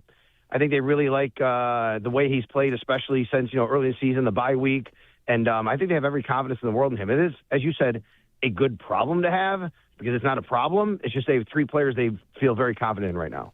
Sal, do you feel like this matchup, the Bills' defensive line has not necessarily performed all that well in the last month or so, that today could be a day for them to look good? It's a combo, it feels like, of Cleveland missing linemen, and Sanders holds the ball longer than any quarterback in the NFL. Yeah, I mean, you would hope that they would be able to have a little bit of an improvement on some of those kind of numbers, the pass rush numbers, getting to the quarterback. You're right, Sanders holds onto the ball. And think about the fact that, rookie quarterback Sean McDermott, Bobby Babbage, they're going to try to confuse him a lot, right? So he might have to hold on the ball even longer in this game, which that could spell, the Bills getting to him a little bit. I would love to see that. I think the biggest area for me for the defensive line, though, is not that. They need to tackle today. Quinshawn Judkins is one of the best at breaking tackles, yards after contact. This kid has over 800 yards rushing, over 700 after contact, guys. Wow. I mean, you got to get him down to the ground. So to me, the biggest thing with the front seven and the D line today is tackling. I think that's where you really have to be a lot better. And how much of the Bills' struggles run game wise do you think this year has been that? Like, I guess scheme and gap integrity versus you were there, you just didn't really bring him down. A lot of it. I think a lot has come down to that. I mean, you go back to some of the games earlier in the year. I think the New England game was one of these games in Sunday Night Football. They missed tackles. Atlanta Falcons, they missed tackles. And you miss a tackle and against a guy like Judkins, you can miss a tackle against a Bijan Robinson or a Travion Henderson, not that they missed the tackles last week on those 2 long runs, but they were out of their assignments there. But tackling has been an issue. So I do think that has been a big issue at times this year. They seem like they were getting better. Last few weeks they've been better at it. And then last week it popped up again in New England, even though they did win the game and obviously made big plays. I didn't think the tackling was very good last week. And one of the guys last week I thought that wasn't as best as he had been was Shaq Thompson. And you bring up Terrell Bernard being back. That's something I'm really interested today to see what happens. I think at corner, they could go rotation, whatever. We can understand that. I think the bigger question to me is what happens at middle linebacker today. Yeah, and I wonder too, Sal, because obviously the concern with Bernard has been the elbow since he had the injury. But going into the game that he gets the elbow injury, the talk was him still fighting through some sort of lower body, ankle, foot, knee, whatever it was. Yep. And I think when you look at Terrell Bernard, he's not the biggest linebacker, but that's not why he had been successful to start his career. It wasn't his size or wasn't his ability to be really a physical player. He is a read and react and gets there before the blockers get there kind of linebacker. And he just wasn't getting there and getting to the spot quick enough with the injury to his lower body or his leg. Do we feel like that has been figured out, and is he maybe closer to 100% in that area? Because I think if not, that's where I'm leaning on Shaq Thompson until I feel Terrell Bernard's got the foot speed that he plays with that gives him an advantage and why he's out there in the first place. I don't believe ankle is listed anymore in the injury report, right? It's just elbow. Yeah. So I think that's an indication that they probably feel like he's in a much better spot. I mean, when he got hurt, that was one of the things that I thought about, which was that, you don't want to see him hurt. You don't want to see him off the field, but at least maybe this gives him time also to rehab the ankle a little bit, get a little bit better there. So, yeah, I think that could be a very big benefit for him, and we'll see. This might be a team today where you don't necessarily need the sideline-to-sideline coverage from the linebacker. Right. You might need a guy like Shaq Thompson to plug up and make sure you're tackling Quinshon Judkins. Again, this could be an issue where in a situation where the Bills mix and match Thompson and Bernard, going out through now and through the playoffs and every team they're playing. The other thing, too, we were talking about this last segment, Sal, is last week, Matt Milano's ability on the blitz. He gets 2 sacks last week. That's also, I think, a big strength of Terrell Bernard. And I think, too, if this defense is going to become a little bit, I think, out of necessity, a blitz-heavy, zone blitz, man blitz, and kind of mix things up on that end, getting a healthy Terrell Bernard, I think, is a huge advantage for them. That's really what he was best at Baylor. I mean, that was kind of what he's like. I think he led Baylor his last year, Baylor in sacks. Like, he's the type of player that I think really fits what they're out of necessity doing defensively right now, Sal. Yeah, you're right. They need to go, it feels like lately they need to blitz a little more. They don't want to do it necessarily. They did it more in the second half last week. Matt Milano was blitzing. Milano's a good blitzer. You just don't love using him in that regard. And Bernard can do that as well. I don't think it's the preferred option, but if they have to, they will. And we'll see today if they mix and match a little bit here. Harold Fannin is a really nice tight end. That's a guy you have to be aware of too. And you wonder about, again, Bernard, Milano, linebackers. That's how are you going to match up against him? Jerry Judy's nice. They have nice pieces as pass catchers. So we'll see what they decide to do in that regard. Sal Capaccio with us. On the other side of the matchup, Sal, it's a lot of pub about Myles Garrett because he's closing in on the sack record. And listen, the Bills they've lost a couple games this year because they couldn't handle pass rush, at least in part lost those games. Houston, Atlanta come to mind. Cleveland's got some other pieces, though. Like, Garrett's definitely the headliner, but like Carson Schweisinger, I think, is the betting favorite for defensive rookie of the year. Player. Like, if there's one side of the ball that's more threatening for Cleveland, I feel like it's definitely their defense. No doubt. They're really good on defense. Their numbers are really good. If they had a competent offense in any regard, they'd have a different season going on. I think what's happening is their offense is so poor on a week-to-week basis that they just can't overcome. The defense can't overcome the positions that they're put in. But yeah, you're right. If the Bills aren't on, have their game going today on offense, this could be a defense that could make a couple of plays and suddenly things get interesting. You don't want that to happen. So no doubt, you need to be very, very aware of where Myles Garrett is. People talk about, of course, the headline is how great he is getting to the quarterback guys, but he's also a really good run defender. And the Bills are going to want to run the ball today, and they have a very good run defense. Their pass defense, Cleveland's pass defense is number 1 in the NFL. Yeah. Number 2 is the Bills, which is crazy, right? They're number 1 in that. success rate in EPA per play. I mean, they are they're a legitimate defense.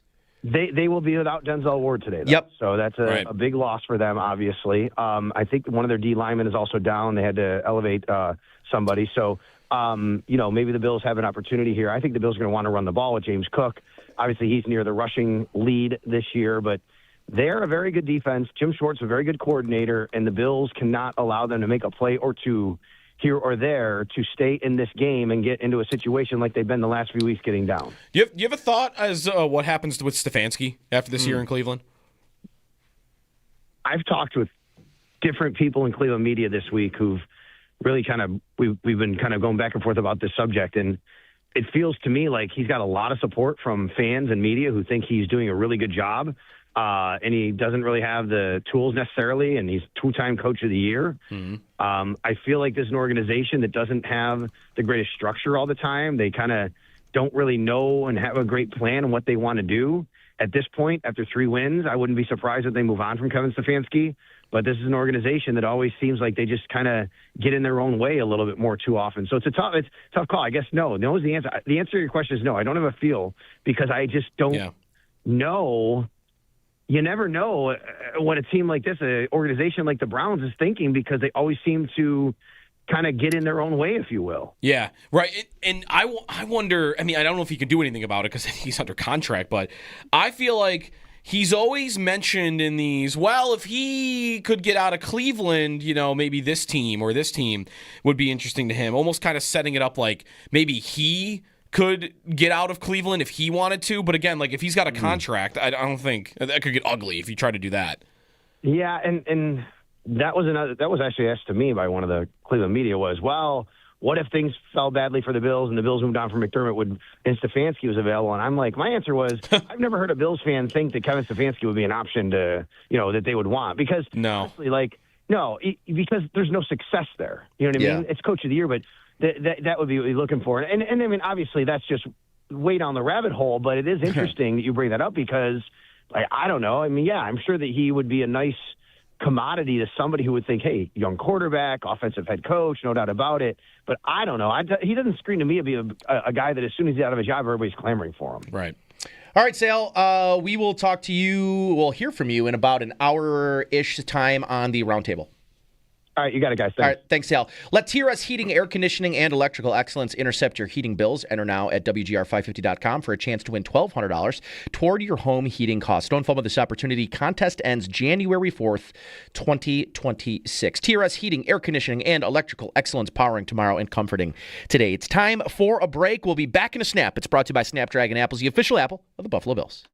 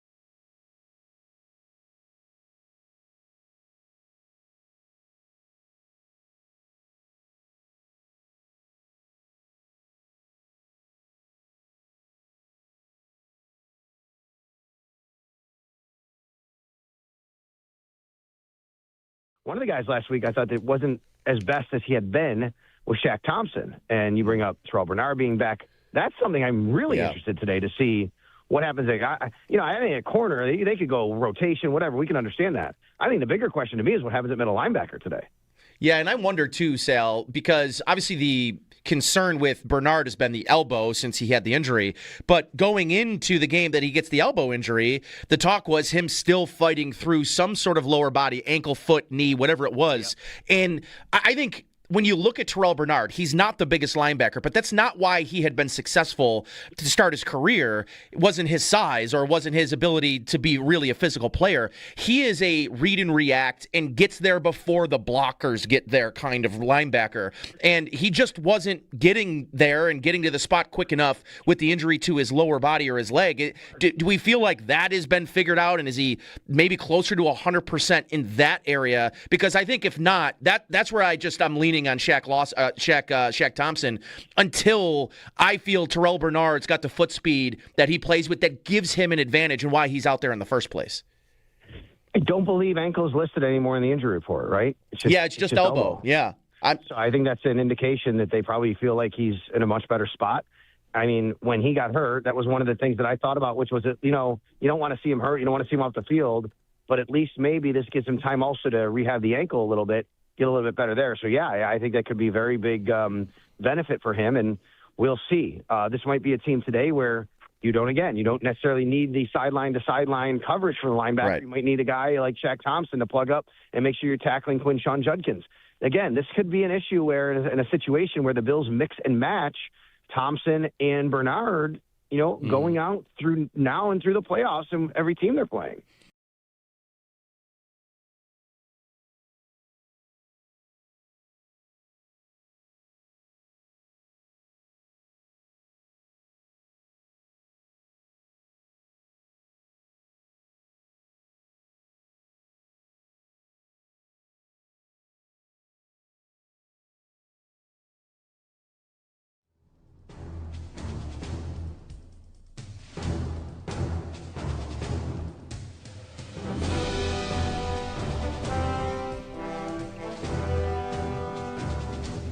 All right, welcome back to Buffalo Bills Game Day here on the Buffalo Bills Radio Network. Bills Game Day is powered by Anderson Water Power and Air. Anderson, tap in to better living. Be listening next hour during Countdown to Kickoff for Tailgate Trivia. Presented by TSC Buffalo, you could win a Buffalo Bills autographed merch item courtesy of Total Sports Enterprises Buffalo. We got about a minute here, Joe. We'll talk a little bit about this in the next segment. We got through a whole hour, and I got through 2 hours. Have not mentioned the big addition of Matthew Judon. It should have been a big addition 3 years ago. Right now, it's kind of just he's better than Shaq Lawson in Morgan Fox, maybe. It's a cross your fingers that it wasn't going well in Miami because the team is terrible and he wasn't properly motivated.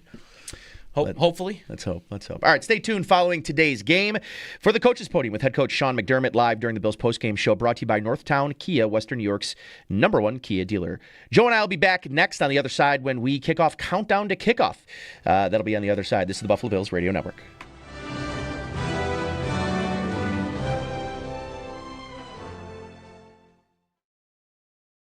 Christian Benford, both Terrell Bernard and Christian Benford, full participants on Friday. Both have, looks like, clear game statuses for this game. I want to start with Benford, Sale. I was really impressed, especially watching that game back last week, about Maxwell Hairston's game, and specifically what they did with Hairston, kind of leaving him on an island backside in man coverage.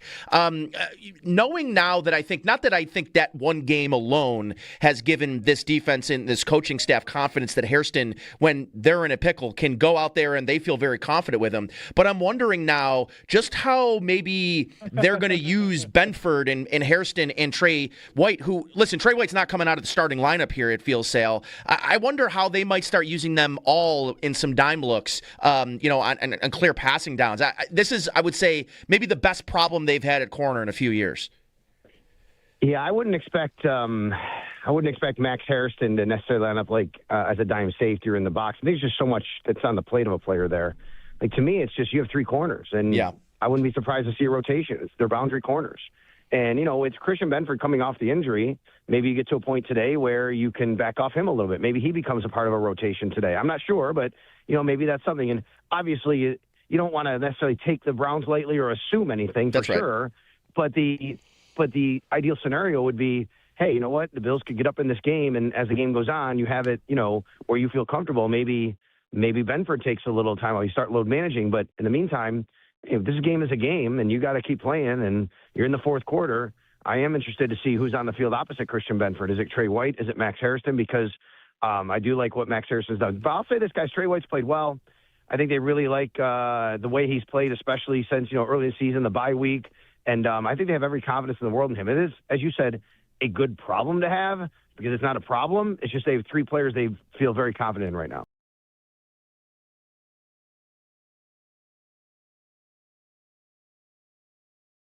I'll be fascinated to know what they're going to do with Keon Coleman. I don't know that he's done anything to be benched, but they're now in a numbers game at wide receiver. They're going to have 7 receivers, and that means 1 or 2 receivers are not going to make the game day 48.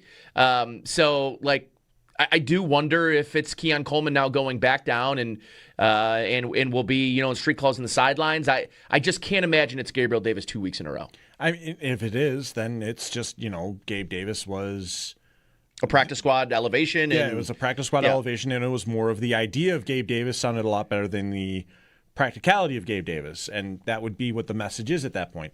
But I do suspect that, like you said, Keon Coleman hasn't done anything to necessarily be benched as of right now, but he also hasn't done really anything to stay in the lineup either. And that's exactly what it is. To be honest with you. He had a block that probably should have been called a hold, but I'll take it. But that was it. That was the only play that I saw Keon Coleman on my tape, and that he stuck out, was that he was driving a player down the field on a really impressive run. I also saw the red glove on the shoulder pad, and I'm like, ooh, okay. You got away with one. I'm cool with it, but you got away with one. And that's it. There's no real impact on a consistency basis from him, much like, quite frankly, the entirety of the wide receiver room outside of Khalil Shakir having his role within the slot.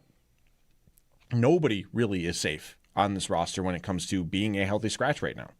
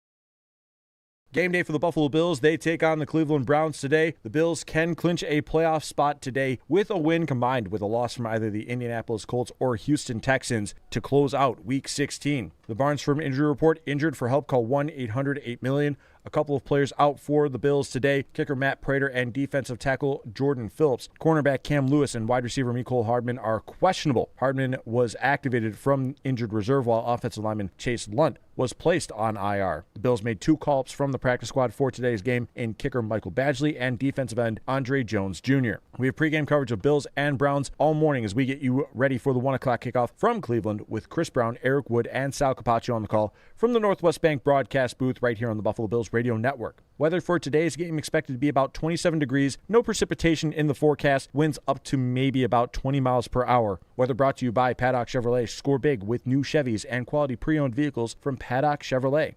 Around the NFL, a couple scores from yesterday. The Philadelphia Eagles defeating the Washington Commanders 29-18, clinching the NFC East with the win. Philly becomes the first back-to-back champions for the NFC East since 2004. Meanwhile, the Chicago Bears take down the Green Bay Packers 22-16 in overtime. Packers quarterback Jordan Love suffered a concussion in this game and did not return. Malik Willis finished the game under center for Green Bay. This update is brought to you by Fiegel, Carr, and Joyce, your border attorneys. I'm Derek Kramer for the Buffalo Bills Radio Network.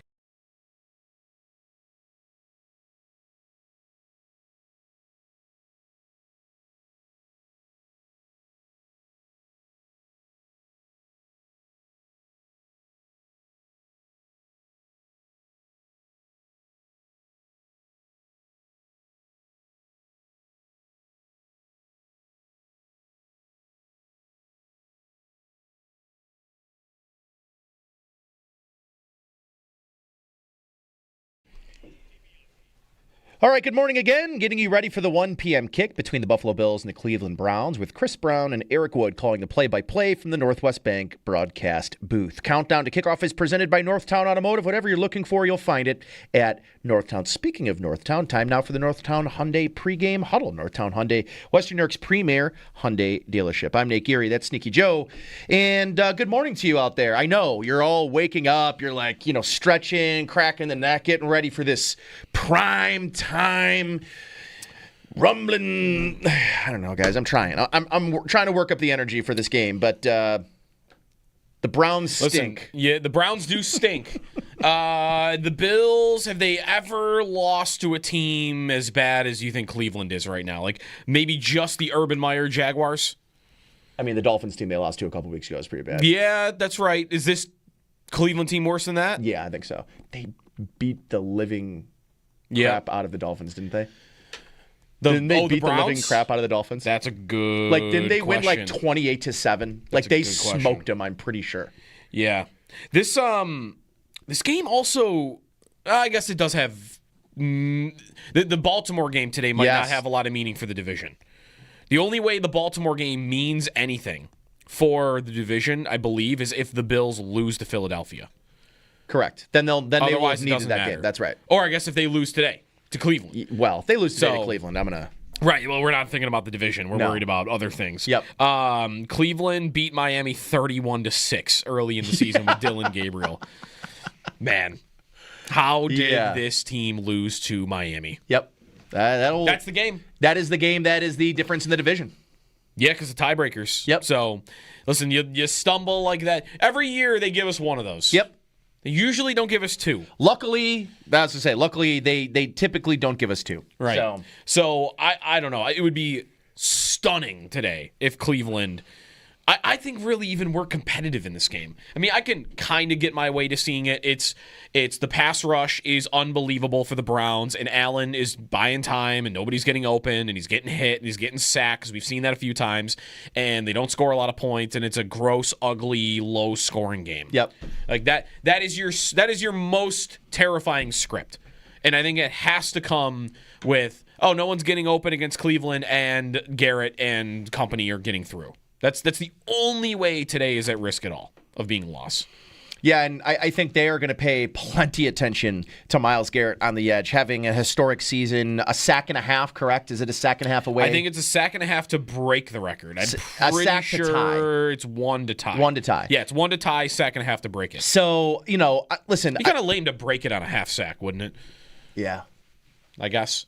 He would probably love to do it against Josh Allen. Of course he would. Actually, let's play this game. You're Myles Garrett. You have 3 games remaining. This picture is going to be hanging in your house for the rest of your life. Who do you want it to be against? Like, whoever it is against, that picture is in your house for the rest of your life when you broke the record. And his 3 quarterbacks he still plays are Josh Allen, Aaron Rodgers, and Joe Burrow.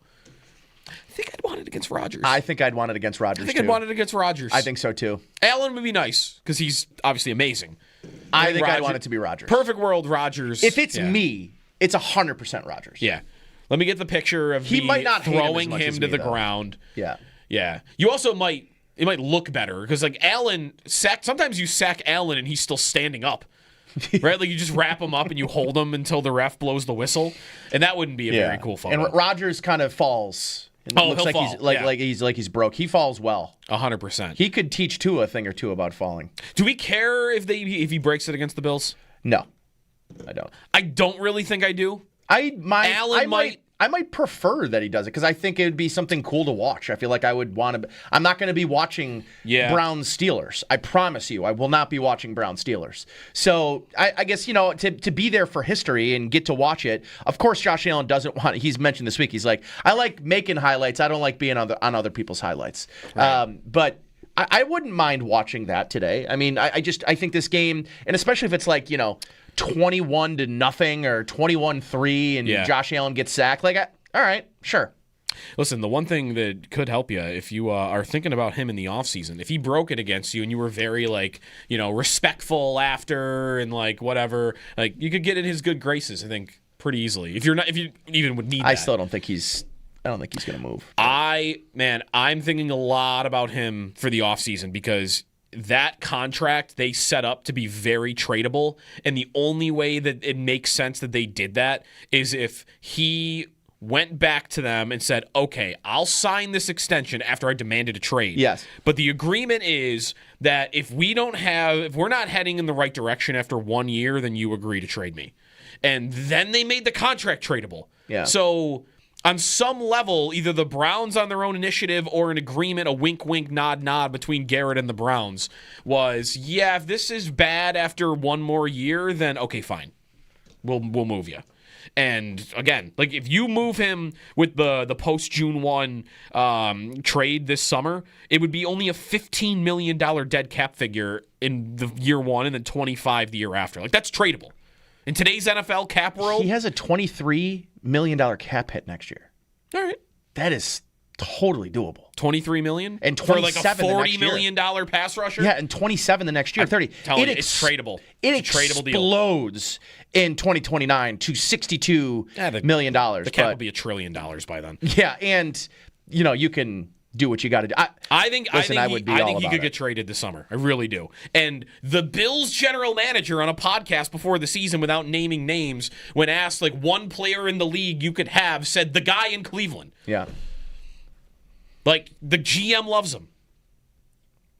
He could be a Bill. Could they make $23 million in space? That would be... Yeah, they could make $23 million in space. You think? Move Knox's contract around, and they could do it. Okay. They probably couldn't do anything else in the summer. Yeah, but I don't know that I need to. No, right. If you had Myles Garrett, that'd be fine. I really think he's 29 years old. He came back. He signed the deal. And I think if he went to them again and said, come on, guys, let me out. Yeah. I think they would do it. I mean, I would love that. Yeah, I'd be into that. The other guy, too, is Max Crosby's probably going to get traded this offseason. I think both of those teams, the Raiders, and I don't understand the desire by each of the players or the teams last year because of the ransom that they could have got for both of those players. And you think Cleveland should have just traded Cleveland should have did last year. It was very clear they were rebuilding. This is not they were not going into this season with expectations to do anything. I mean, who did they start to see? Was it Joe Flacco? Flacco started. And then they traded him to a division. I saw it, and I mentioned earlier, there was a tweet. It was like, man, imagine the Browns going into Myles Garrett, signing that contract extension next year, going, hear me out about our plan this year. We're going to start with Joe Flacco, then trade Joe Flacco. No, it was, we're going to trade for Kenny, we're going to sign Kenny Pickett, trade Kenny Pickett before the start of the season, start Joe Flacco, then trade Joe Flacco to a division opponent, then start Dylan Gabriel, who we drafted in the third round, then bench Dylan Gabriel, and then start Shedeur Sanders, who we drafted in the fifth round, didn't finish the rest of the season. Oh, wait, Deshaun Watson, we're actually going to have him start practicing as well. What maybe he comes a bleep show that organization is. And a lot of it, 80% of it's on the owner. But Andrew Berry has quietly been one of the worst general managers in football for some time now. Yeah. And Stefanski, I know he's got the 2 Coach of the Year things, and Sal, we talked about it. I always had this thing of maybe if it didn't work out, maybe the Bills and Browns trading head coaches would make a ton of sense for their franchises.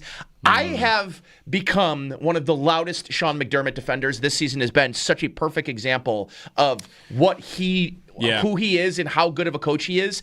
I think that, I don't know what it is about Sean. He gets really no love for Coach of the Year.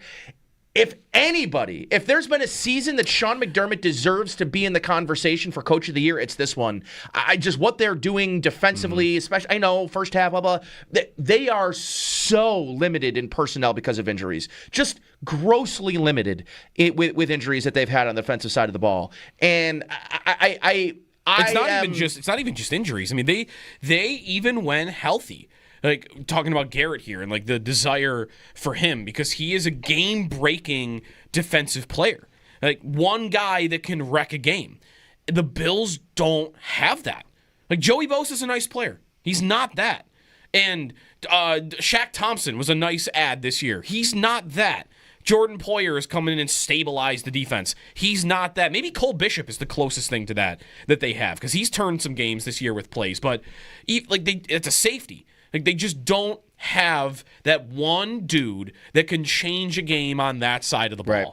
And to me, that says more about the GM than it does about the coach. I agree. I think the coach is squeezing as much out of that defense as I think any coach would be able to. Like, is he doing a worse job this year than DeMeco Ryans is in Houston's defense just because he doesn't have Danielle Hunter?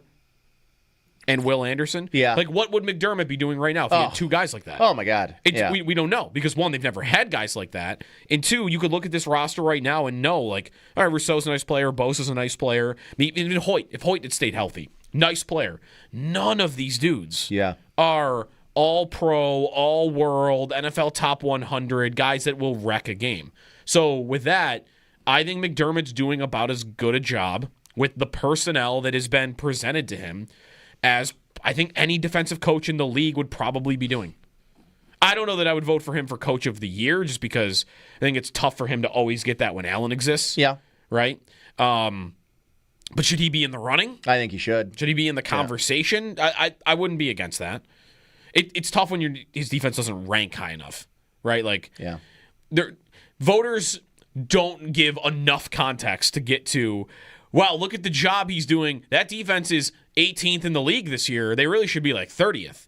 Like, they're not going that deep into it. If they were, then I think he'd be in the conversation. But they're just looking at, hey, who did I think wasn't going to be good? Oh, they're good? That coach. Yep. That's generally just how Coach of the Year goes. I agree. I guess where I was in a roundabout way in talking about this coaching staff right now, and Sean McDermott specifically, is I just think this year more than ever, there has been, and it's funny because they're probably going to finish with 12 or 13 wins this year. Yep. More than likely. And I remember, halfway through it, especially after that Dolphins win or loss, it was, and they went through that 4 or 5 game stretch, and you're thinking, man, the wheels are falling off this thing. It's finally falling apart. And yet Sean McDermott has propped it up and kept it together. I think I agree. Like, I've liked the job he's done all year.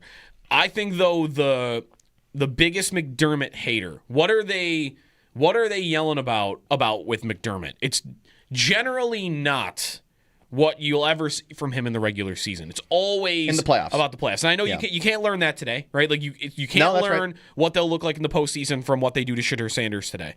But I think the way that this year is setting up, and as we're heading to the postseason with, like, they've been injured on defense all year, but come playoff time, Bernard should be available, and Ed Oliver should be available. Bosa should be available. Really, like, almost everybody except for Hoyt, right? Yeah. Is going to be available to you, and Rapp, but that might be a good thing. So you're heading to the postseason, I think, without many excuses. A lot of these excuses that have been used all year long, I think, have been valid. I don't know if they're going to still be true when you get to playoff time. And you're heading to the postseason without Mahomes, maybe without Lamar there, without Burrow there. And I think if there is a bad day to be had by the Bills' defense against Bo Nix and the Broncos, or maybe Drake May and the Patriots, or pick your team, Justin Herbert and the Chargers, just whoever, a new team, a new guy that does it to you in the postseason, then it will be louder than it ever has been before on Sean McDermott, and everything he did in the 17, 18 games before that are going to be completely wiped away. 100%. And I think especially because it would be somebody that isn't named Patrick Mahomes doing it to them. If they get lit up by somebody in the playoffs. And I'll say this. I'm kind of confident that won't happen.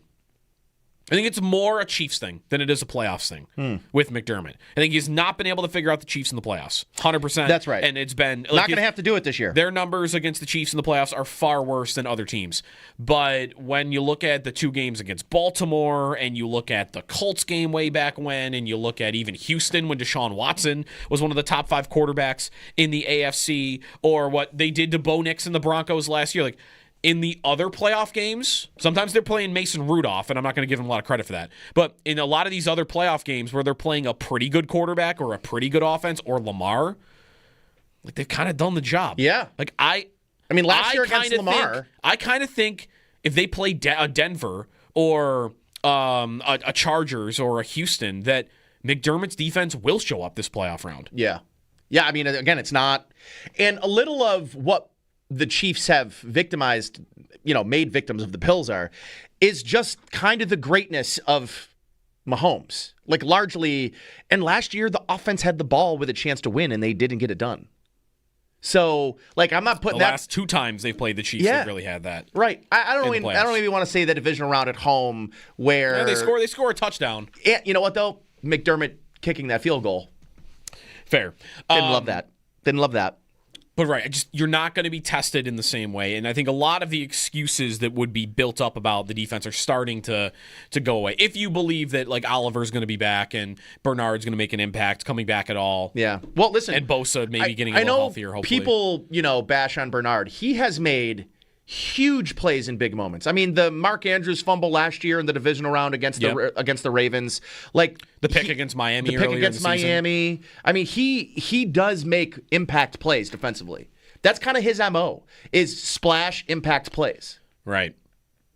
And they've missed that defensively, frankly. They have, but he definitely is not better for what their weakness is this season on defense. He is. Like I don't really know what they're going to do. He's a part of the system that's wrong. He's undersized, and I agree with you. Like I could see him moving to Will and then bringing a legitimate size, like Schwarzenegger, the kid for the Browns today. Yeah. I mean, that kid is. You want to see what a number 1 middle linebacker looks like. You got to watch 49 today. I mean, the kid is a stud.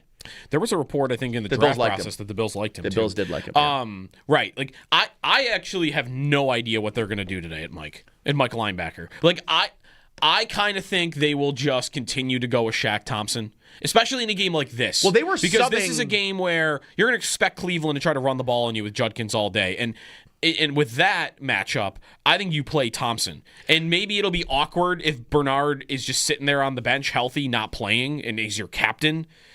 Or if you're taking Milano off the field, you're already doing so much rotation. I don't know if you want to rotate Bernard and Milano. I think that what you're going to see is what they did last week, which is in third downs and passing downs, they subbed on Dorian Williams for Shaq Thompson. I think that's probably what you do. You put Shaq Thompson in on early downs, first and second down, and Terrell Bernard on third down. A lot of moving parts. And if you're going to play 4-3, then I think they might play a lot of base early. I don't think there's a lot of. I think that could be that could be one of your solves, is you're going to play, I think, more 4-3 today than you normally do. You're not really worried about that group of wide receivers. No. In fact, should be able to cover them with ease. Harold Fannon's a nice player. He is, but there's not another guy that I look at and say, Max Hairston, he's going to have, like Judy's just not the player at this point that worries me, and he makes some dumb decisions all the time. So I might be okay with them throwing the ball his way and putting the ball in his hands. The only other guy is Isaiah Bond. Because he's got elite speed, and like he's a guy that could get one big play on you, but he hasn't been a regular part of their offense. And he's on the field, but he's not like getting targeted like 5-6 times a game. He's another guy the Bills liked in the pre-draft process, by the way. Yes. No Denzel Ward for them today is also pretty big for the Browns. He's definitely not playing. ESPN just showed him walking into the building.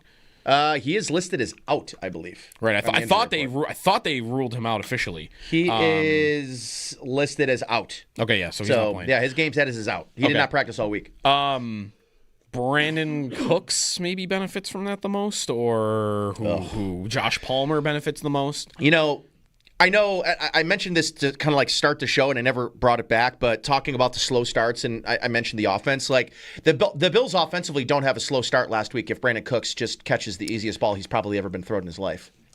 Well, I mean, sure. That's also where you end up if, the first play of the game, a play like that is relying on a guy that you picked up for free that wasn't, on a team 2 weeks ago.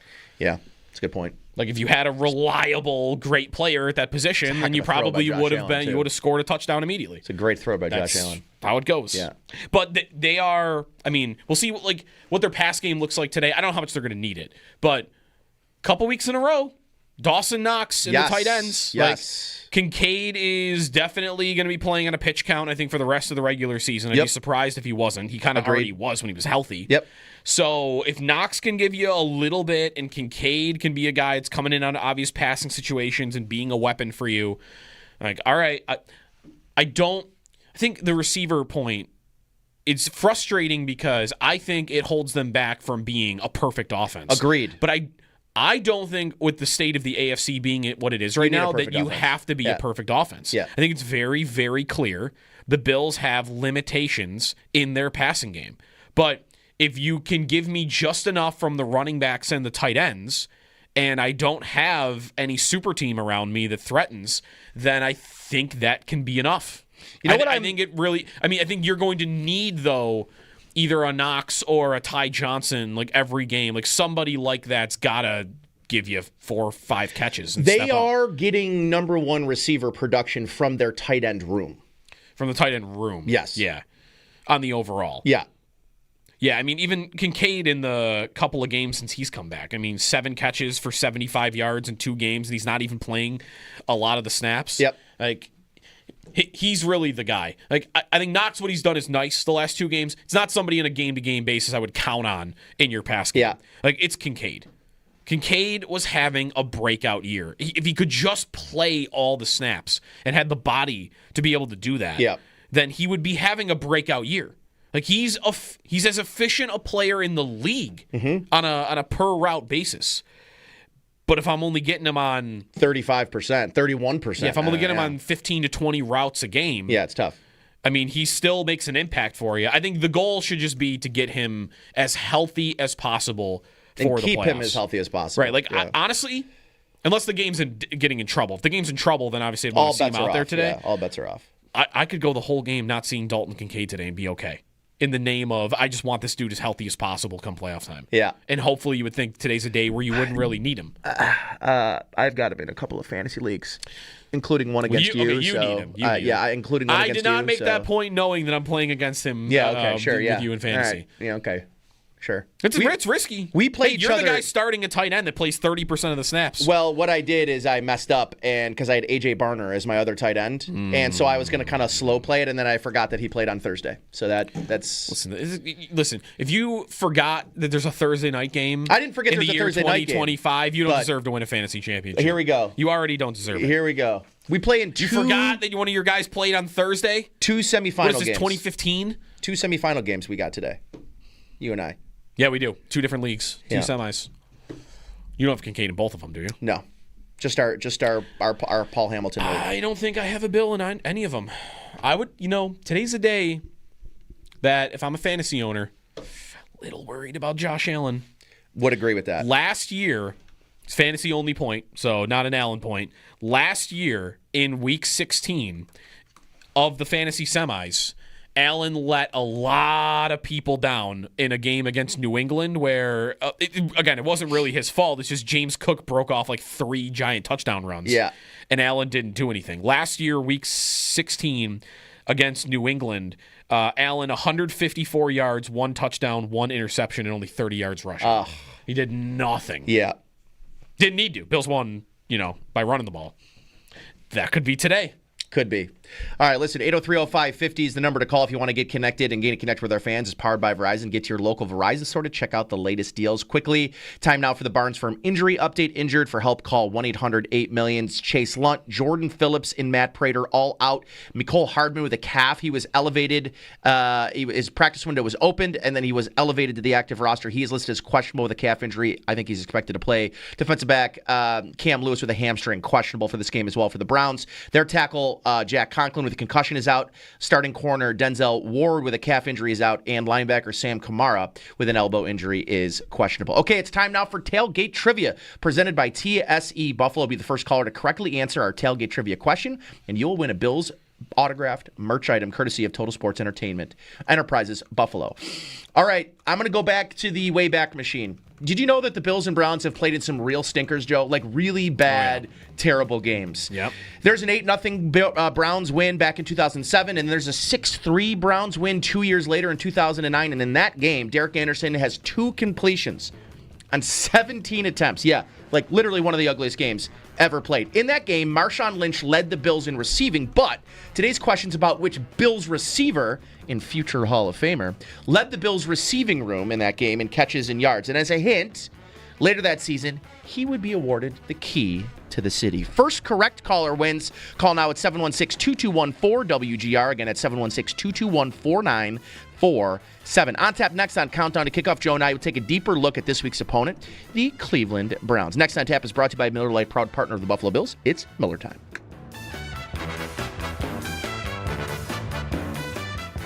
Christian Benford, both Terrell Bernard and Christian Benford, full participants on Friday. Both have, looks like clear game statuses for this game. I want to start with Benford, Sale. I was really impressed, especially watching that game back last week about Maxwell Hairston's game, and specifically what they did with Hairston, kind of leaving him on an island backside and man coverage. Knowing now that I think, not that I think that one game alone has given this defense and this coaching staff confidence that Hairston, when they're in a pickle, can go out there and they feel very confident with him. But I'm wondering now just how maybe they're going to use Benford and Hairston and Trey White, who, listen, Trey White's not coming out of the starting lineup here, it feels, Sale. I wonder how they might start using them all in some dime looks, on clear passing downs. This is, I would say, maybe the best problem they've had at corner in a few years. Yeah, I wouldn't expect Max Hairston to necessarily line up as a dime safety or in the box. I think there's just so much that's on the plate of a player there. Like, to me, it's just you have 3 corners, and I wouldn't be surprised to see a rotation. It's their boundary corners. And, it's Christian Benford coming off the injury.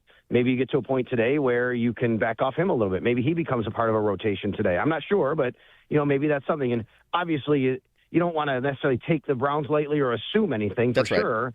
But the ideal scenario would be, hey, you know what? The Bills could get up in this game, and as the game goes on, you have it, where you feel comfortable. Maybe Benford takes a little time while you start load managing. But in the meantime, this game is a game, and you got to keep playing, and you're in the fourth quarter.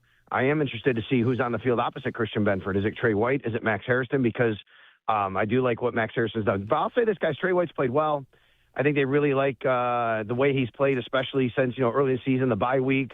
And I think they have every confidence in the world in him. It is, as you said, a good problem to have because it's not a problem. It's just they have 3 players they feel very confident in right now.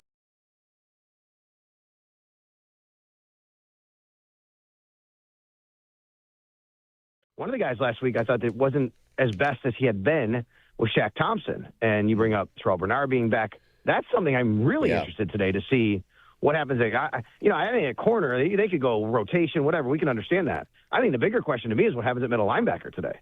Yeah, and I wonder too, Sal, because obviously the concern with Bernard has been the elbow since he had the injury. But going into the game that he gets the elbow injury, the talk was him still fighting through some sort of lower body, ankle, foot, knee, whatever it was.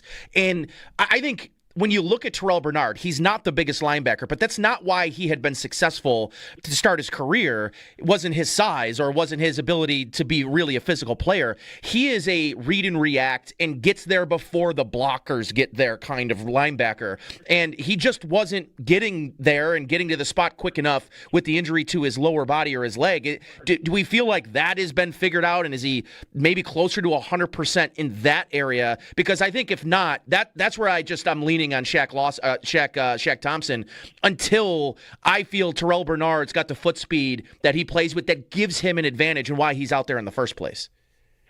I don't believe ankle is listed anymore in the injury report, right? It's just elbow. Yeah. So I think that's an indication that they probably feel like he's in a much better spot. I mean, when he got hurt, that was one of the things that I thought about, which was that, you don't want to see him hurt. You don't want to see him off the field. But at least maybe this gives him time also to rehab the ankle a little bit. get a little bit better there. So, yeah, I think that could be a very big benefit for him, and we'll see. This might be a team today where you don't necessarily need the sideline-to-sideline coverage from the linebacker. Right. You might need a guy like Shaq Thompson to plug up and make sure you're tackling Quinshon Judkins.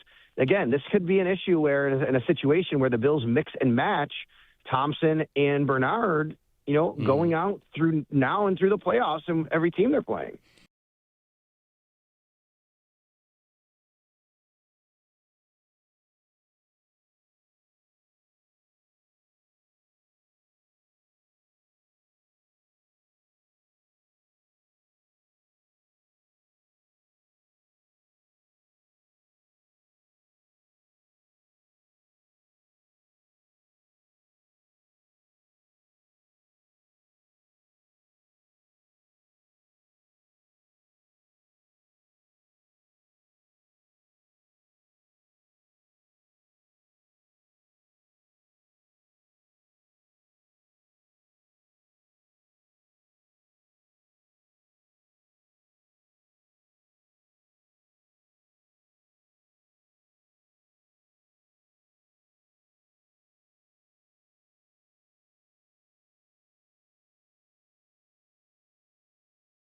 The Buffalo Bills taking on the Cleveland Browns this afternoon. The Bills have an opportunity to clinch a playoff spot today with a win combined with a loss from either the Indianapolis Colts or the Houston Texans to wrap up Week 16.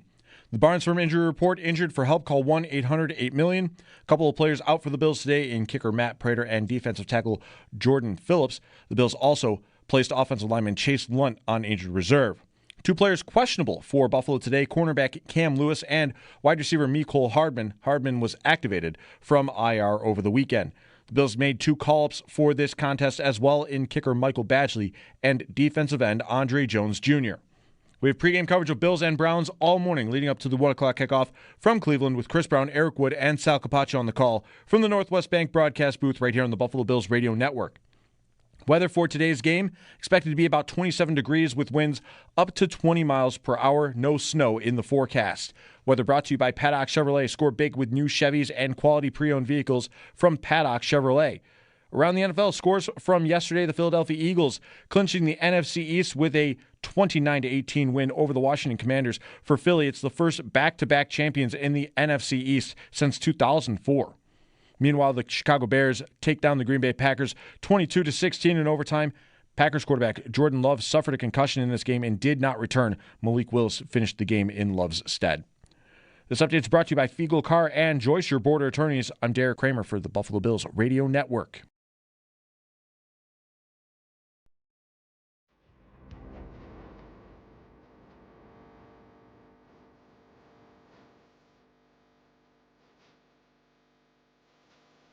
All right, welcome back to Countdown to Kickoff here on the Buffalo Bills Radio Network. Nate Geary, Sneaky Joe DiBiase here with you. Countdown to Kickoff is presented by Northtown Automotive. Whatever you're looking for, you'll find it at Northtown. Let's congratulate our Buffalo Red Zone Tailgate Trivia winner. It's Jackie from West Seneca answering correctly. It was Terrell Owens. Terrell Owens. And I think... So I wasn't sure because I'm like, hey, who's the second leading receiver in that game in 2009? Lee Evans. That was going to be a tough alone. So I threw in there, and later that season won the key to the city. And I felt like maybe that was maybe too obvious of a giveaway. You helped on that one. I don't think Bobby Shaw never got the key to the city. I don't think. No. Either did Sam Aiken. Sam Aiken. Right. Josh Reed. Peerless Price. Let's see. I mean, in that game. Where is it? Here it is. In that game, Marshawn Lynch leads them in receptions, 6 for 56 in that game. Do you know who led the... Well, I mean, there were 2 catches in that game for the Cleveland Browns. Steve Hayden and Muhammad Massaquoi. Oh, Muhammad Massaquoi. I remember him. He was fast. Yes, he was. All right. They played some gross football games. Yes, they did. For the Bills, 8-0 and 6-3. Sean Nelson had a catch. Roscoe Parrish had a catch. Derek Fine had a catch. Okay. Remember him? Tight end. John Cordo had a kick return. Cleveland, man, it must be torturous to still be that same team. They had escaped that life and they gave it away. Yeah. I mean, they didn't have Allen. But, I mean, they could have had Allen. They had Baker. They Yes. were out of it. They were out of irrelevancy, gross football, always the door stop. Just you were out of it, and you chose to give it away. I'll say this. They did it for a guy who was a top 5 quarterback in the league when they did it. But, man, it also came after Baker had been playing through a broken shoulder for an entire year for them. Yeah.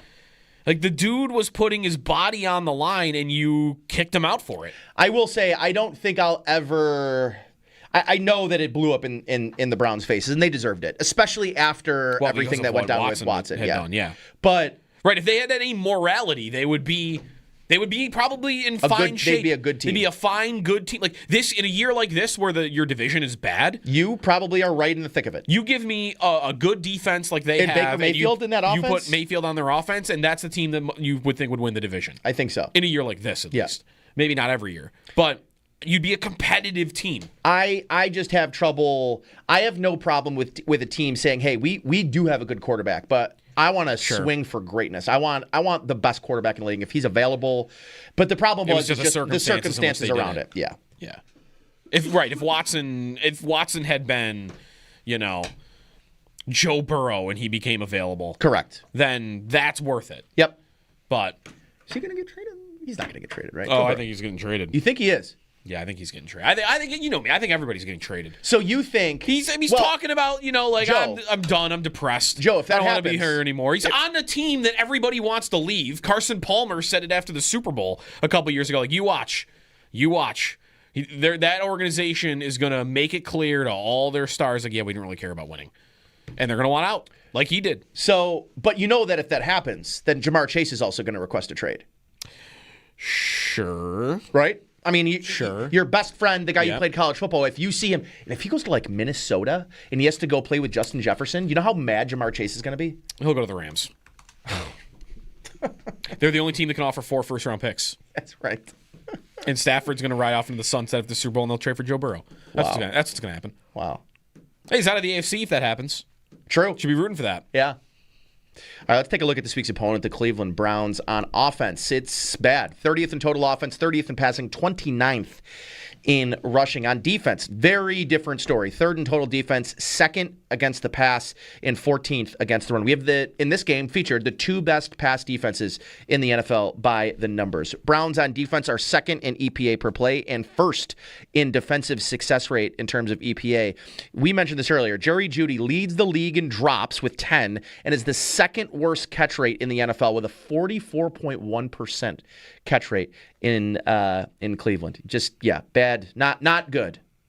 Not good. He's a bad receiver. Yes. At this point in his career, especially, it's not a passing offense that is threatening by any means, and it's a Bills pass defense that you could say they're getting propped up by playing great against bad opponents, but you can't fully say that because they just gave Drake May just had his worst statistical game of the season. They're the number 1 pass defense, and they've played Drake May, Joe Burrow, Lamar Jackson, Patrick Mahomes. Yeah, they've done a pretty good job against their biggest test. So when you get their least threatening test, I don't see how Cleveland moves the ball much at all today. They're not a stout running team. Nope. If it was, they can't throw it, but they're a physical run team because that's how you take advantage of the Bills.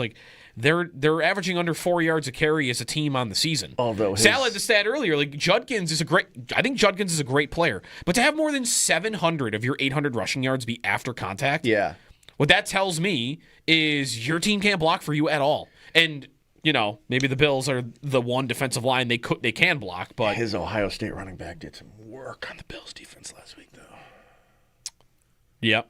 He had some holes, though. Yeah, he certainly did. And I don't know that's going to happen today. Before we get to our player profile this week, which is Gabe Davis, let's get connected with our fans. Powered by Verizon. Get to your local Verizon store to check out the latest deals. Let's go to Sully in Tonawanda. Sully, you're on Countdown to Kickoff. Welcome. Hey, thanks. Just a fantasy football question. Let's do it. My playoffs going this week. Semifinal. I got Josh Allen and Justin Herbert. Tough decision with the matchup. Terribly tough decision. Cowboys. I know. That's the one thing that's but making me. Let me tell you, Sully. So I'm going to tell you what I did. So, in another league, I have Trevor Lawrence, Justin Herbert, and Caleb Williams. I started Caleb Williams last night over Herbert. Herbert was projected to have like 8 more points than Caleb Williams. And I know it's the Dallas defense, but he has not had. I think I had a stat that I was looking at when in terms of Justin Herbert. Give me 1 second and I'll pull this up. He has not had more than, is it 175 yards? Okay, he has not had. This is Justin Herbert since Week 11. Week 11 against the Jaguars, which he got hurt in that game. He had 81 yards. Then bye week he comes back against Vegas. 151 yards against Vegas. Last 2 weeks ago against Philadelphia, he had 12 completions for 139 yards and 13 points. Last week against Kansas City, he had 19. I'm staying away from Justin Herbert.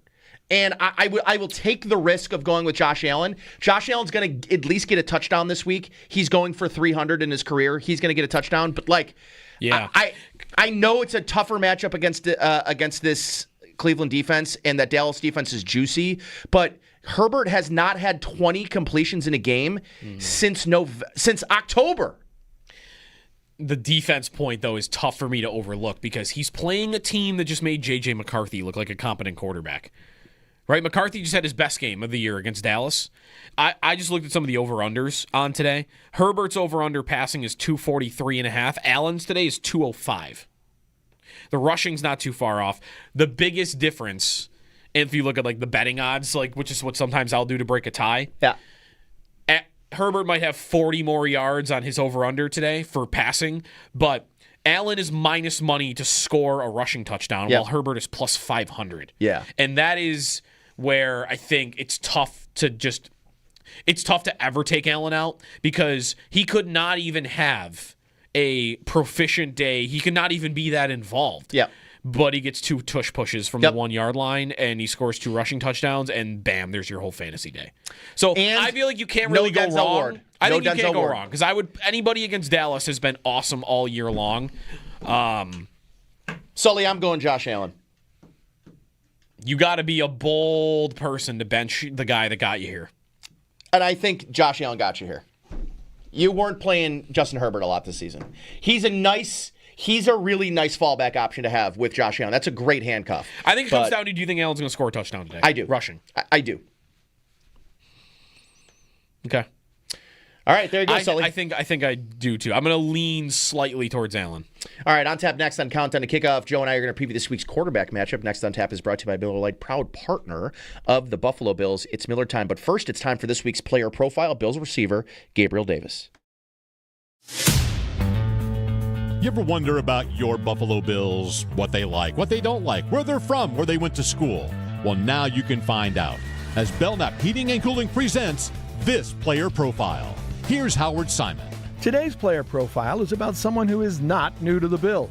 Wide receiver Gabe Davis is in his second stint with the team after signing as a free agent back in September. As I'm sure you remember, Davis was a 4th-round pick of the Bills in the 2020 draft after playing his college ball at the University of Central Florida. Davis spent 4 seasons with the Bills. In the regular season, he had 163 catches for 2,730 yards and 27 touchdowns. 76% of his receptions resulted in a first down or a touchdown. That was the highest rate in the NFL over those years.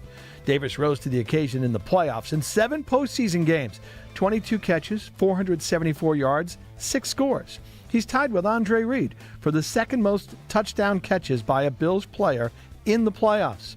James Lofton holds the record with 9. The Bills released Davis after the 2023 season, and in March of last year, he signed a 3-year, $39 million deal with the Jacksonville Jaguars. But Davis was limited to 10 games with the Jags due to injuries, and he was released last May. According to the Bills Media Guide, his favorite movie is Remember the Titans. His first jersey was Aaron Rodgers. Gabe's dream vacation is Bora Bora, and his favorite actor is Denzel Washington. The Office is Gabe Davis's favorite TV show. The Buffalo Bills player profiles have been brought to you by Belknap Heating and Cooling. For more comfort and less ka-ching, give Belknap a ring. This is the Buffalo Bills radio.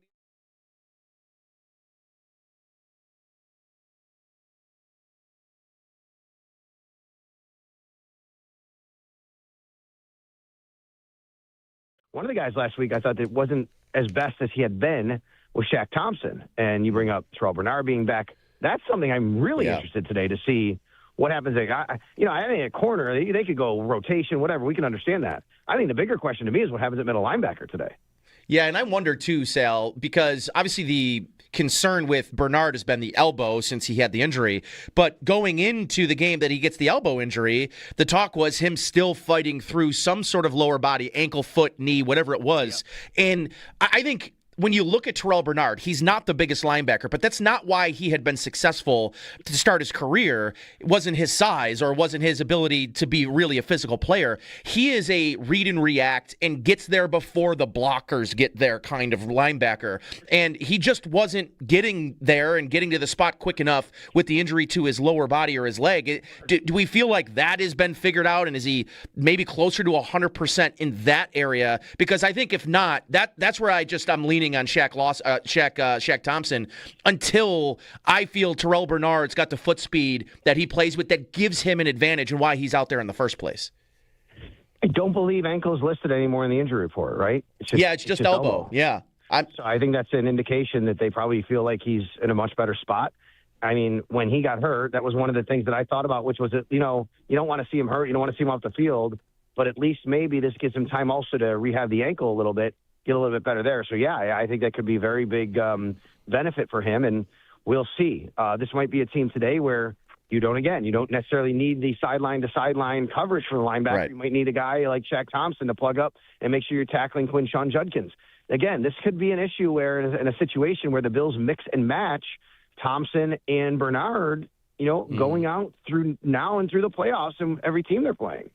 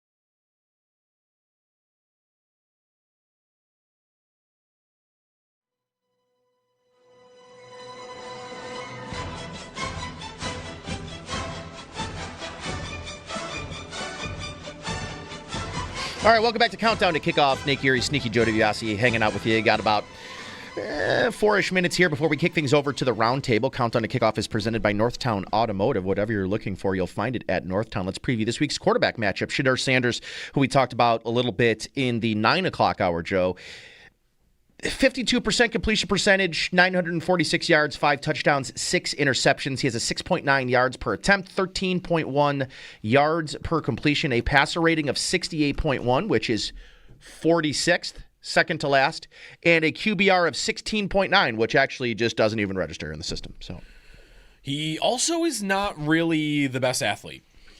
No. He's not going to run away from you. He's not very great at buying time. Sometimes I feel bad calling guys like not the greatest athletes because, Well, relative to his peers. Yes. Relative to his peers. peers. Us, he is a great athlete. He's not a guy that's going to be scrambling around and going to be very dangerous in that department. His arm is, I think, okay at best. Yeah, it's fine. And his processing speed is the slowest in football. He does throw a pretty deep ball. He's very accurate on those deep balls. And sometimes if you do have a long developing play and you can't get to him, like that's where I mentioned Isaiah Bond earlier. Like he could have one catch today, but it could be a 60-yard touchdown if it goes the right way where, okay, they did get the protection and you gave him time to throw it down the field to a fast guy, but it rarely happens. Yeah. It rarely happens in games. And if it's the only trick you've got, then I think it's a very easy quarterback to dominate in a game like this. Yeah. Yeah, and I kind of alluded to whether Gabriel Davis, he's our player profile today. I would think they maybe our esteemed executive producer back in Cleveland right now knows something that we don't. That maybe Gabriel Davis will be back in the starting lineup today, back dressed in the lineup today. 7 receivers though now healthy. McCole Hardman's in because I think they want him returning punts, and I think they'd like to get him some opportunities to get back there. I mean, his only punt return he did fumble, so I do think that they want to get him back there. Sean didn't even acknowledge it when it happened though that game. He talked about how electrifying he was in the kick return. Right. Now having I think Ray Davis and McCole Hardman back there at kick return is also a nice. But I also think that if you throw him out there for 10 plays on offense to run a couple of go routes, that I'd like to see what that looks like. He almost connected on one of those down line. He dropped it. I need Gabe Davis back in the lineup. He's better than Keon Coleman. So who comes out? Coleman? I think it has to be Coleman, and it's not that I think he's done anything wrong. I just don't think he's doing enough to earn a roster spot right now. No, he played the whole last week, and what did he do? He had 1 block and drew 1 penalty, and that was about the extent of his contributions. And on that penalty, he should have had a catch. Yeah. And he's really, to me, the struggling with the drops that he's had was not really on my radar for him. He does not really fight through contact to make tough catches. Yeah. And if you're a player that doesn't separate, you have to do that. Yeah. And he doesn't. So if I'm relegated to, a good Keon Coleman game, it comes down to whether he threw a good block or not. I can have anybody do that. Then I'll take Tyrell Shavers in my lineup. Yes. I'm correct. Well, Tyrell Shavers, absolutely. I think, again, just have him do it. I think he needs to be on the field more, too. And I think he needs some opportunities in this pass game. New kicker today, by the way. New kicker, Michael Badgley. Yeah. Not sure they'll need him much. Let's hope they don't. I hope. Wearing 32 also as a kicker number. I actually low-key love that. 32 is a kicker number? Be listening for the ECMC halftime show. ECMC, go where the Bills go. I'll be recapping the key moments of the first half and bringing you up to date on the Skyworks stats of the game. Skyworks equipment rental, building America from the ground up. A reminder to let TRS Heating, Air Conditioning, and Electrical Excellence intercept your heating bills. Enter now at WGR550.com for a chance to win $1,200 towards your home heating costs. Don't fumble this opportunity. Contest ends January 4th, 2026. TRS Heating, Air Conditioning, and Electrical Excellence, powering tomorrow, comforting today. On tap next on Countdown to kick off the pregame roundtable with Sal, Chris Brown, and Eric Wood. Next on tap is brought to you by Miller Lite, proud partner of the Buffalo Bills. It's Miller time. Driving in a Honda Wonderland. It's that time of year again. Happy